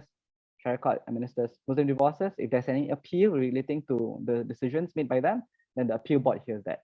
Yeah. And then we have the Majlis Agama who provides support to the appeal board and fatwa committee, and fatwa committee issues a fatwa based on Muslim law. So I also want to say my last point is that there will be no substantive decision So the civil courts cannot interfere with a decision of the Shari'ah Court and Appeal Board. Although procedurally under the Wednesbury rule, they can look at technical procedural errors, but then they cannot look at substantive decisions. Yeah. So I have no time. I'm so sorry because I've already taken up my portion of 25 minutes. So I hope that basically, I just want to say that there is a social legal space for Muslim law to function in Singapore, despite the fact that we are a Muslim minority country. Although I would also say that, you know, it's not just a rule-bound system, it's also an ongoing process of negotiations, and that Muslim law is necessarily local and context-specific. So thank you very much, and I hope you have a great day ahead. Thank you.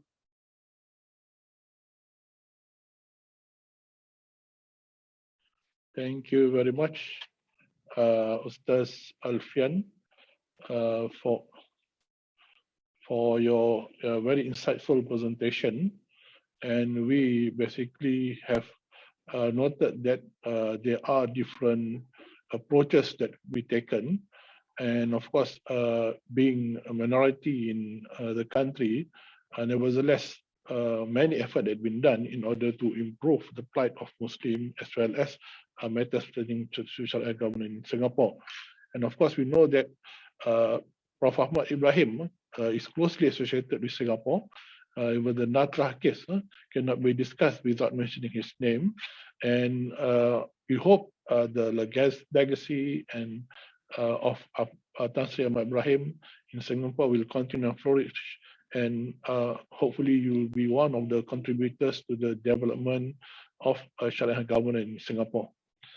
Now, without further ado, I would like to introduce our next speaker, which is our final speaker, Associate Professor Dr. Abdurrahman Yazici, and Associate Professor Dr. Abdurrahman Yazici is a Director of International Center for Islamic Economic and Finance, and a faculty member in Faculty of Islamic Studies at Social Science University of Ankara.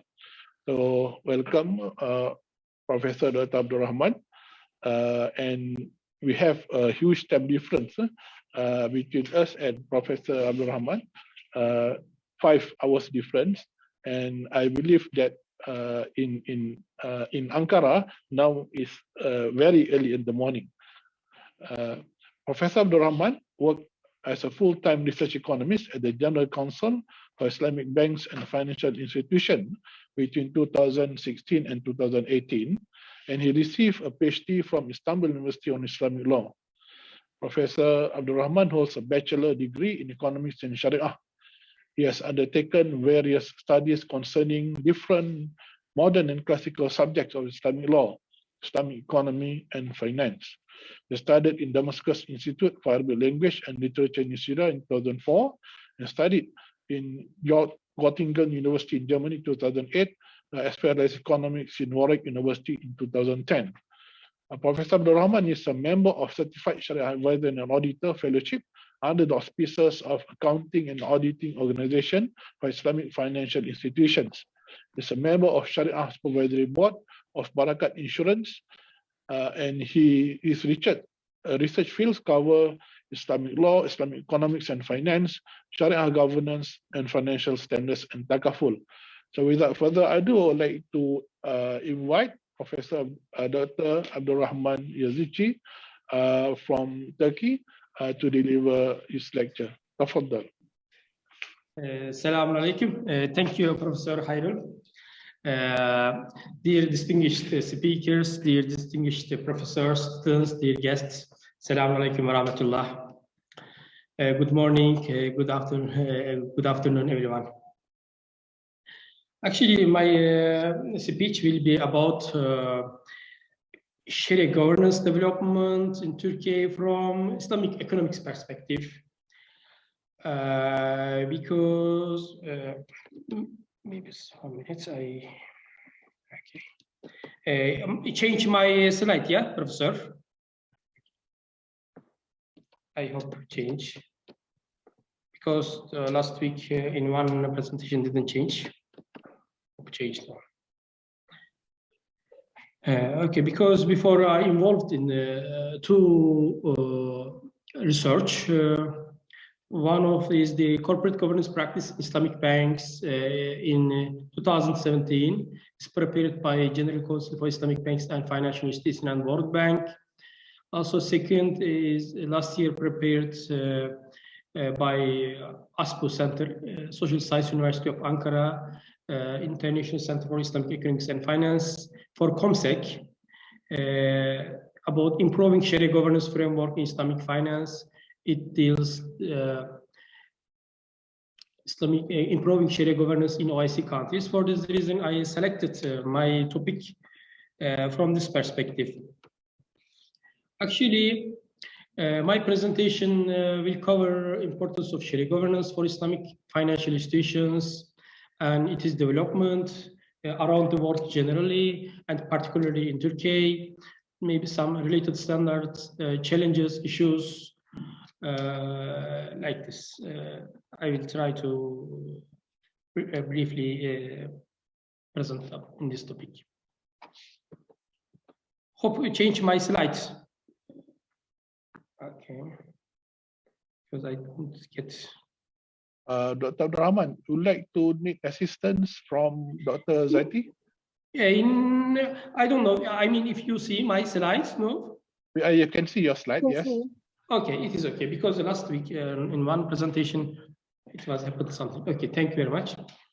Actually, Islamic economy is a scientific rules established before conventional economics.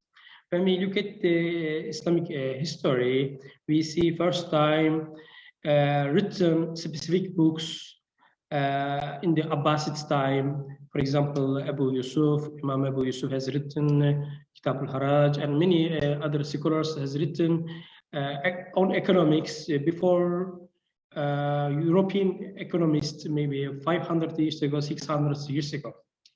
We see many bibliography studies, Siddiqi, Zaim, and Islahi has written about it.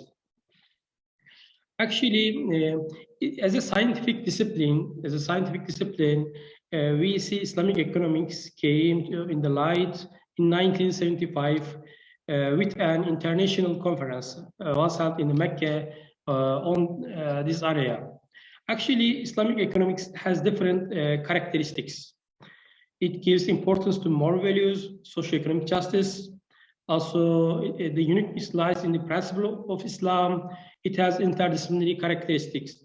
We see Islamic banking, Islamic insurance takaful, Islamic social finance, waqf zakat, Islamic microfinance, Islamic capital markets, funds. Maybe we can include here nafaqa. We can include here Islamic inheritance also.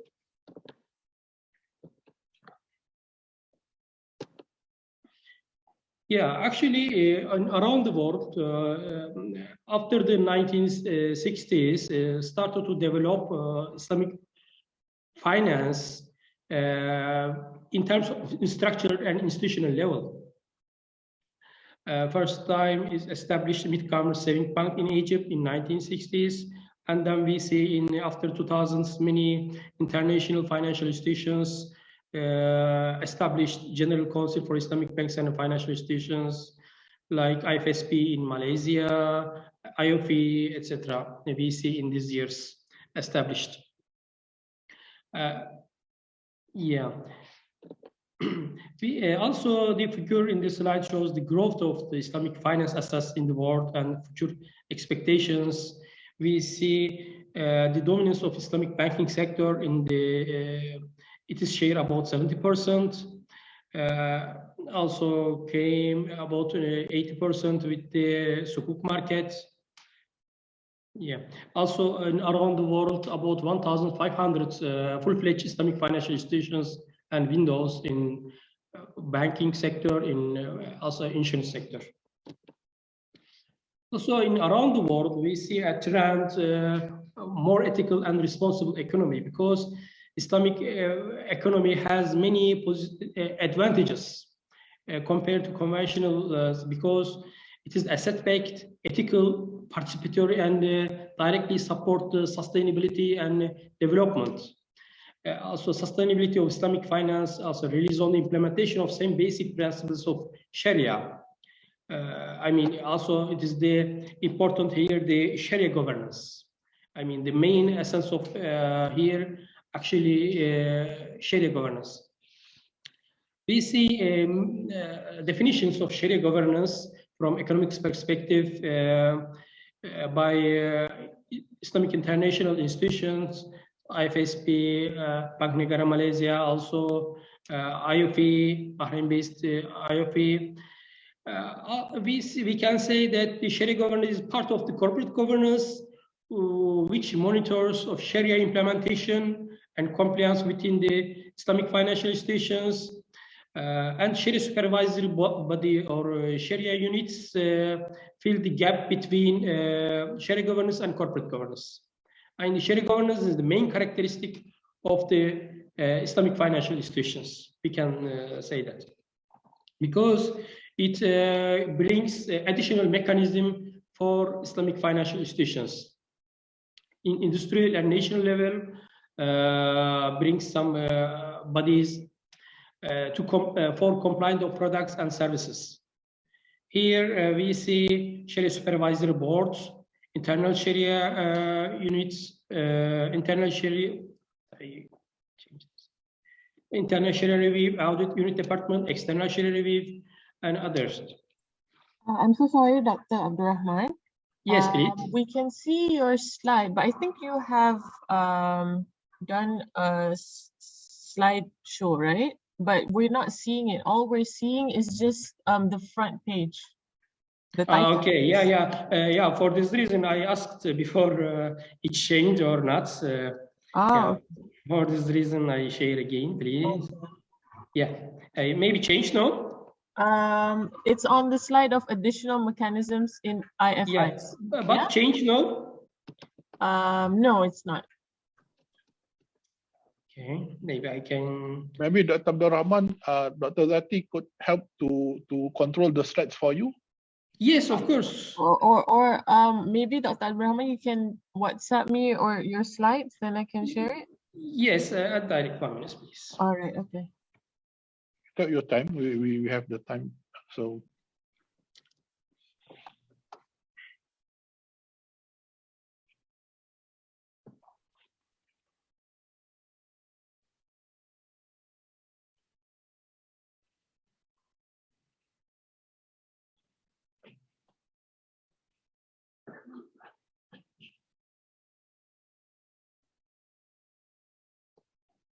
Already I shared my slide in okay.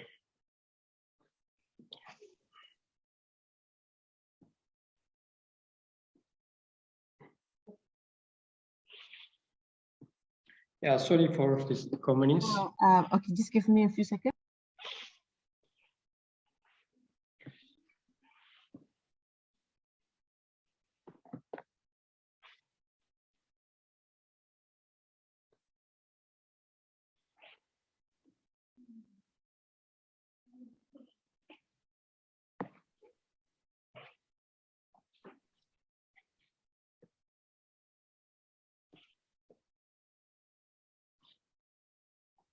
Can everybody see the slides? Yes, we can. So are we on this one, Dr. Abdurrahman? Is this okay? Yeah, next page, please. Next page. Next page? This one? Yes, next page. Next page. Already finished this next page. Yeah, next page. Also. Okay. Here, yeah, additional mechanism. Also, as I said, Islamic, Sharia governance brings additional mechanism for Islamic financial institutions. In national or institutional level. They are the Sharia Supervisory Board, Internal Sharia Review Audit Department, External Sharia Review. Actually, when we look at Islamic financial institutions before, such a Midcomer and Dubai Islamic Bank, they hadn't the specific dedicated departments in Sharia supervision. They relied on the consulting some scholars. The first time we see Faisal Islamic Bank in 1976 established an internal body board of Sharia scholars who specialized in fiqh al-muamalat. The same was done later by Jordan Islamic Bank and Faisal Islamic Bank. Also, we see Also, Islamic Development Bank had been referring to Islamic Academy as a Sharia Supervisory Board until 2001, and then established its own Sharia Supervisory Board.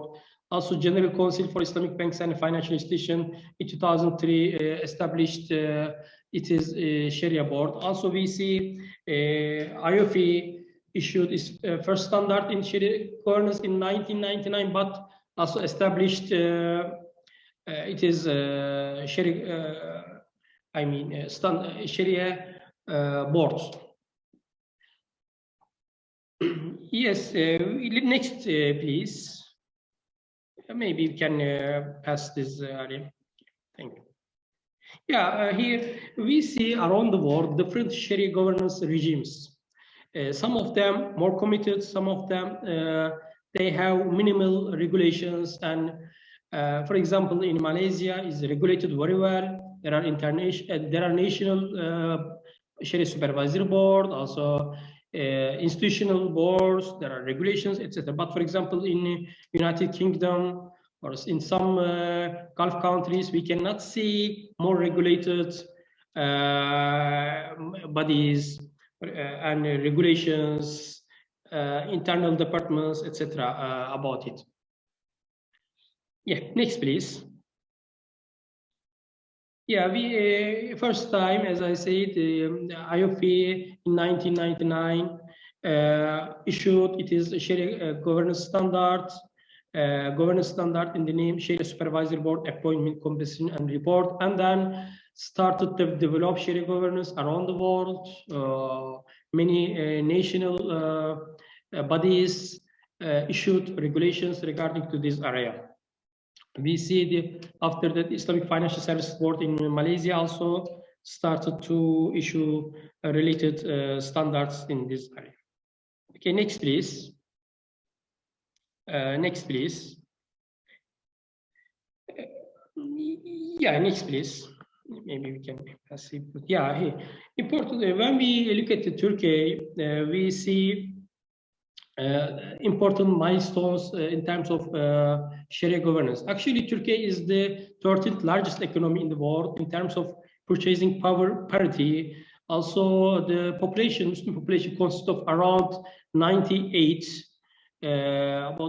82 million by 2020.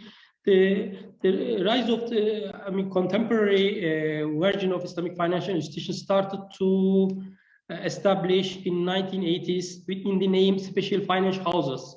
Actually, in Turkey, because of the political reasons and discussions, we don't use the Islamic bank or Islamic financial institutions. We are using till now participative. The word of participative. For example, but before we were using special financial houses. Established in 1983, and then in 2005 we see these institutions transferred to participation banks with banking law. Actually, no, there are 6 participation banks and 3 of them state-owned, and also we have 12 tech companies and 4 of them full-fledged in Turkey. Also, in the recently there are some new regulations. New initiatives. For example, this year established arbitration center in established in the collaboration of YC and COMSEC in Istanbul. Also developing Istanbul Financial Center in Istanbul. Also, the main component of is the Islamic finance. When we look at the Islamic economics in Turkey, we see 4 different sectors. First is the capital markets. It covers the sukuk and funds. Second is the participation and investment development banking sector. Third is the Islamic insurance tekaful, and fourth is the non-banking financial institutions. By non-banking financial institutions, I mean some credit and saving associations providing finance to people to buy houses and cars. Also, we see some issued some regulations regarding this institutions by this year. Next, please.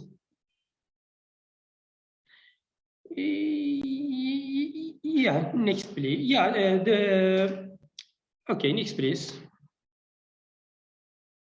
Yeah, we see.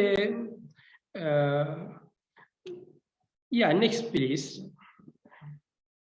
Yeah, there are different actors and regulators in terms of Islamic finance in Turkey. One is the main body is the Banking Regulation and Supervision Agency, and the second is the Ministry of Treasury and Finance, and third is the Capital Markets Board, and fourth is the Insurance and Private Pension Regulation and Supervision Agency. Actually, these regulators, they are mainly responsible for regulation and monitoring and supervision for conventional institutions and at the same time Islamic financial sector. Also, there are some bodies, private institutions and professional organizations, for example, such as participation banks, the government firms, and the Participation Banks Association of Turkey. This institution, half government institution. Also, we may include here the new centers, master programs, PhD programs in economics. Also, of course, from the beginning, we had many programs in fiqh, in Islamic science area. It is another issue. Also, we can include here Central Bank of Turkey Participative Bank Department and Turkey Presidency Finance Office Participative Finance Departments. They established the last year, particularly here, Turkey Presidency Finance Office Participative Finance Department is important in coordination, in doing preparing, making synergy among these institutions, solving the challenges, problems. We see many development in recently about it. Also, also Turkish government has included some policy actions in its 11th development plan covering 2019 and 2023 to enhance the Islamic financial sector. The plans has about 12 actions regarding to finance, from regulations, some human resources, diversifying Islamic finance tools, establishing necessary mechanism. Also, as I know, they are preparing establishing a centralized body, not only banking. Already, I will mention we have a centralized body, Shari'ah supervisory body for banks, but now they will be established, I think, by next year. For all Islamic financial institutions will be established body. Also, as I said, one of the main pillars of the Istanbul International Finance Project will be Islamic finance. Also, there have been no regulations regarding to Sharia governance in Turkey until 2017 in terms of the Sharia Supervisory Board, etc. It was not allowed for Islamic financial institutions to use any instrument or standard in their financial transactions without a fatwa from a Sharia board. But they had the participating banks in Turkey. They formed Sharia advisory boards under their jurisdiction, or they get the service outsourced from prominent Islamic scholars. Despite their independence, the structure of advisory board is one of the most important issues criticized in terms of transactions recently in Turkey, as they served under the board of directors of IFES. Also, unfortunately, these decisions of the centralized body for banking are not recognized by civil law in Turkey. So, next, please. Also, banking supervisory body constitutes a central Sharia board for banking sector. It calls advisory boards and advisory committee. Also, for participating banks. Also, it is the Central Advisory Board for banking sector, independent, with high binding nature for banks, financial institutions. Consists of 7 members for 5 years. 4 members should have PhD in Islamic science. Yeah, there are specific regulations for this. Also, but when we look at the legal system briefly, Turkey has a civil law system, not Sharia based. Adapted the law from European countries, but of course some changed based on some social life or conditions of the society, not directly copied. Also, the Turkish legal system is accepted as such the constitution, then laws, then regulations, and communiques. Also here we see there are specific regulations for from different regulatory bodies, as I mentioned, these bodies for Islamic financial institutions. But here we can say that Banking Regulation and Supervision Agency, before we see in the slide, before the Advisory Board of the TKBB, it is the main body in terms of regulation and supervising the financial sector. Also, of course, there are different regulations, for example, for sukuk, for insurance, takaful from other regulators.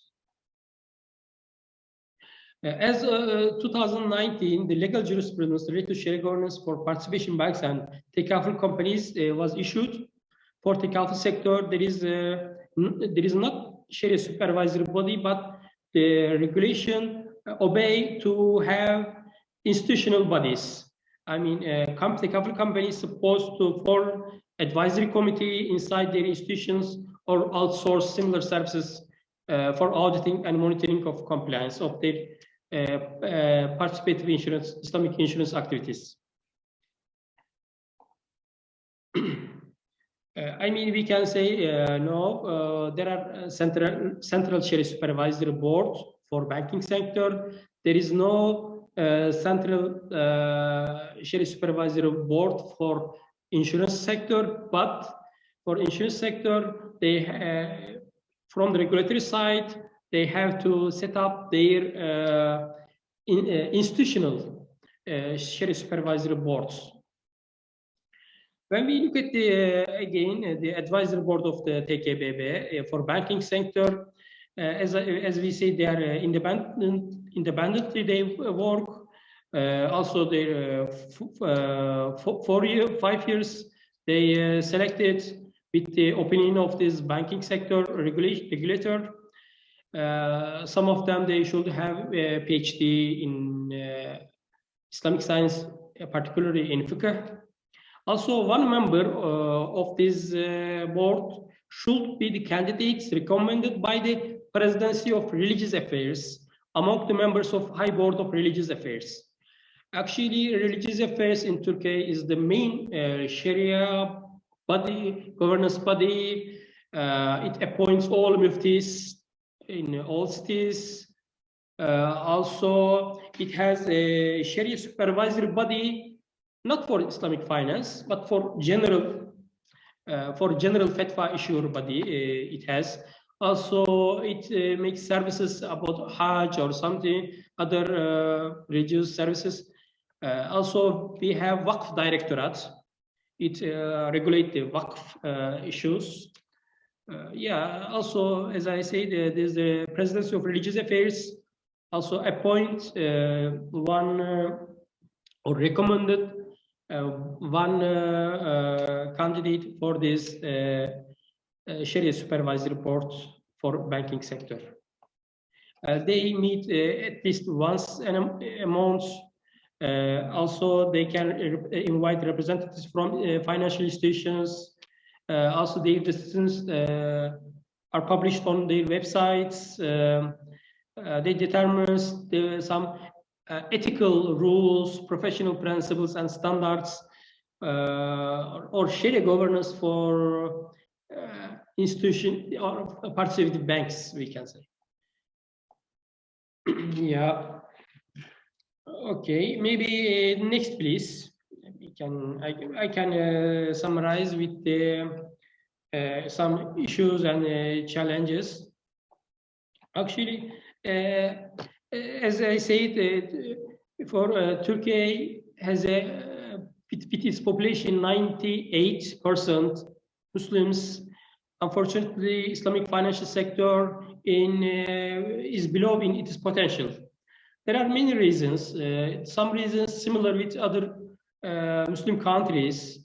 For example, majority of people in Turkey think that transaction of the participative banks don't differ from conventional counterparts. As I said, it is not the unique reason for Turkey. Another reason, there was no legal regulation regarding to advisory committee for a long time. It started recently. They were forming their bodies without any legal regulations. Also, there happening sometimes contradictions between advisory committees among the financial institutions. The people became skeptical on interest-free transactions. Also, they are mainly skeptical about the murabaha and tavarruk-based transactions.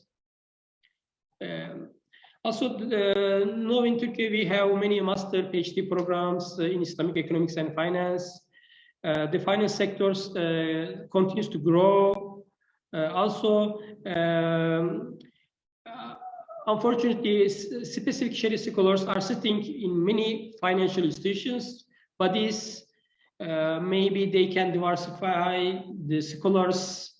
For example, like Malaysia, maybe we need some, actually already issued some regulations. For example, one scholar cannot sit more than one bank and more than one insurance company. Started some regulations in this area also. Also, there is another reason, there is lack of product diversification in the sector. As I said, many transactions based on the murabaha and tawarruk, and this increasing of the murabaha lead to public doubts in terms of Sharia compliance. Maybe next slide, please. In terms of recommendation, also, of course, these recommendations for Turkey, also some of them are overall recommendations. The Sharia governance framework for financial institutions can be linked with international Islamic financial standards, such as the IOFI or IFSP. They adopted many standards in this area. Also, in Turkey, we have one, body, regulatory body, or for this also issued new standards based on the IFS standards and adapted or changed and adapted the conditions of Turkey, and for ethical standards, auditing standards, especially started to implement in Turkey. Unfortunately, also another recommendation we can recommend that the establishing a centralized body for all financial institutions, not only for banking sector. Unfortunately, around the world, we see the regulators, they don't make more regulations regarding to capital markets, for example, from the centralized perspective. Another reason, the central supervisory bodies or central advisory board in Turkey located under the participating banking association. It is not located under the regulatory authority directly. Also, this point doesn't allow being an authority over all institutional advisory boards. The linking the central body with the regulator enable expanding its scope and power to cover other financial institutions. I think another point.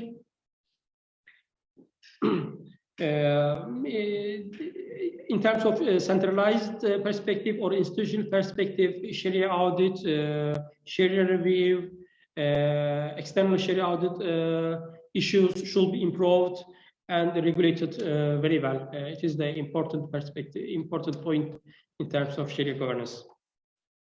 Also, not only for Turkey, for all countries, maybe national Shari'ah supervisory board or institutional Shari'ah supervisory board can be more active in developing solutions to raising problems, not after the happening issues and problems, maybe before they try to solve and take actions regarding these issues.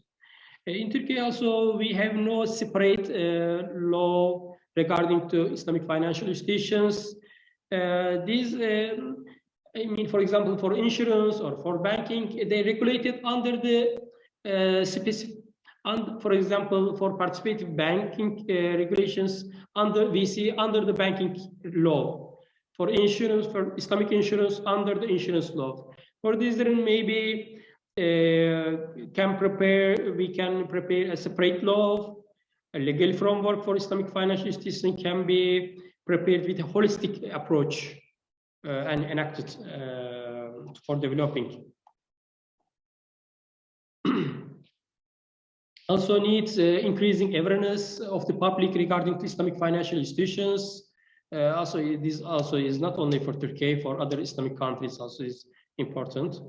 Also, maybe Islamic financial institutions also can have an agenda to raise awareness among the public about what they are doing, what kind of differences exist between them and conventional institutions. They can be done throughout schools, forming a new educational curriculum or advertisement, workshops, seminars, etc. Thank you very much for your attention.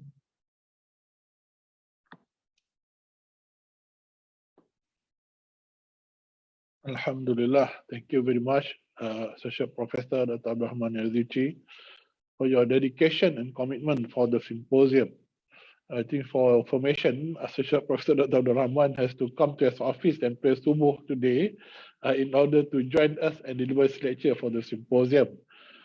We certainly has learned a lot regarding Shari'ah governance of Islamic finance in Turkey.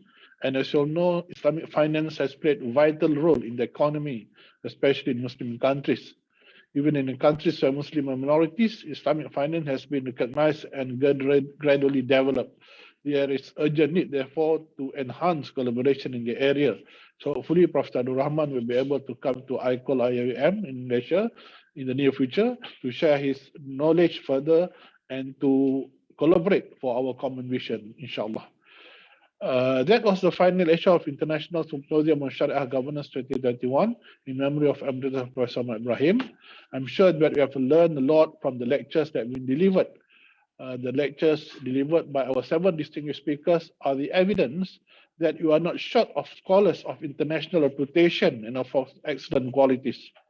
These talents need to be cultivated and utilized by the Ummah, for the Ummah. We should not stop here.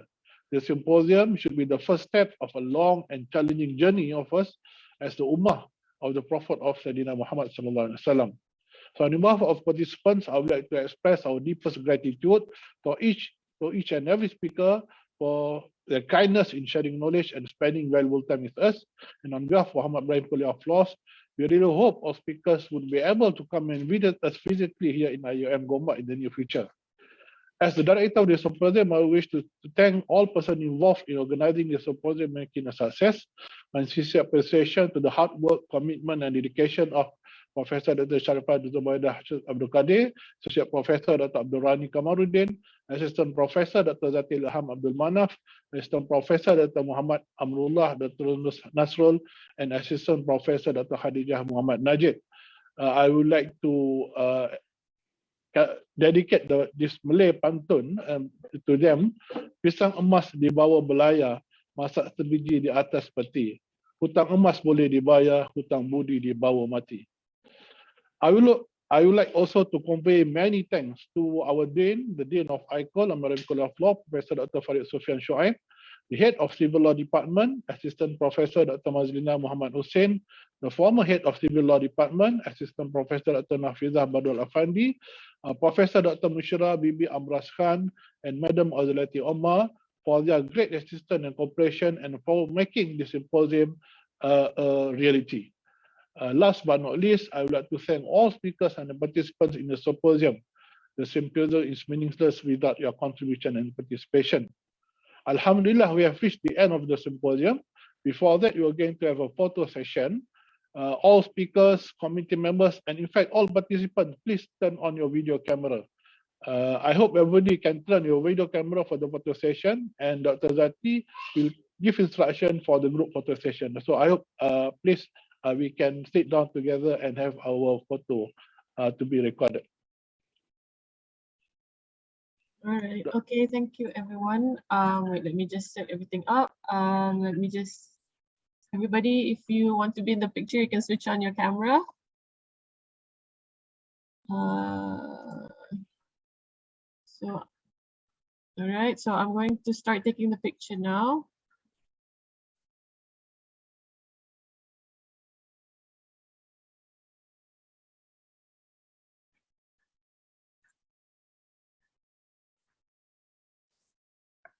All right, thank you, everyone.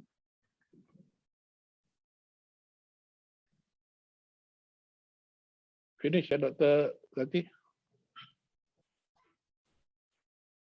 Yes, finished. Okay. Right. So thank you very much. We wish to see all of you again in the future.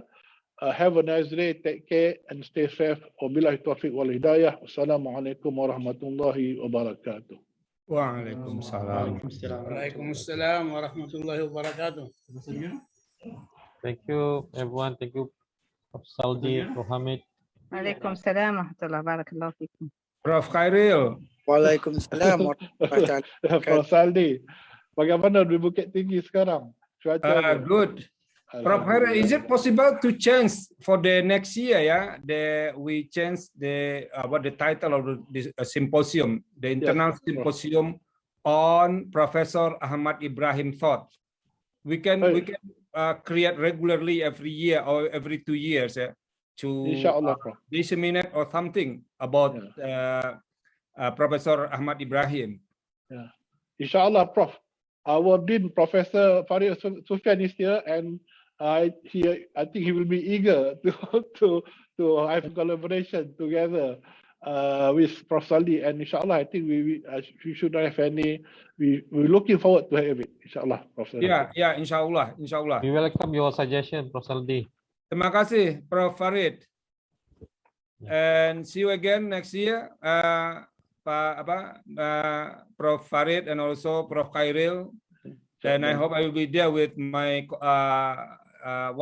staff, Ani, yeah? Yeah, we hope to have you in ICOL. Prof. Farid is waiting for you. I hope so, because we already signed our what we call the MOU, yeah? Yeah. But so unfortunately, we have next the year we pandemic can now. create one of the symposium collaborated between Constitutional Court and IUM for next year. Inshallah, Prof. Saldi, we work on that. Also, Professor Dr. Hamid, we hope things are good in your place now. The weather is better. Alhamdulillah, but the network is not yet completely restored. Alhamdulillah, I'm happy I'm able to join. Inshallah, by the beginning of the year, my ministry will be visiting Malaysia with housing for a possible visit for us to see housing development in Malaysia. Because I head the Ministry of Human Settlements and Development. It's in charge of housing. So inshallah, inform you so that we can pass by Icon, inshallah. Yeah, please come by, Ahmad.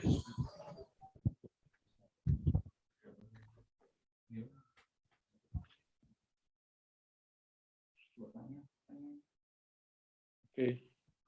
Okay, thank you very much, everybody. Assalamualaikum. Waalaikumsalam warahmatullahi wabarakatuh. Warahmatullahi wabarakatuh.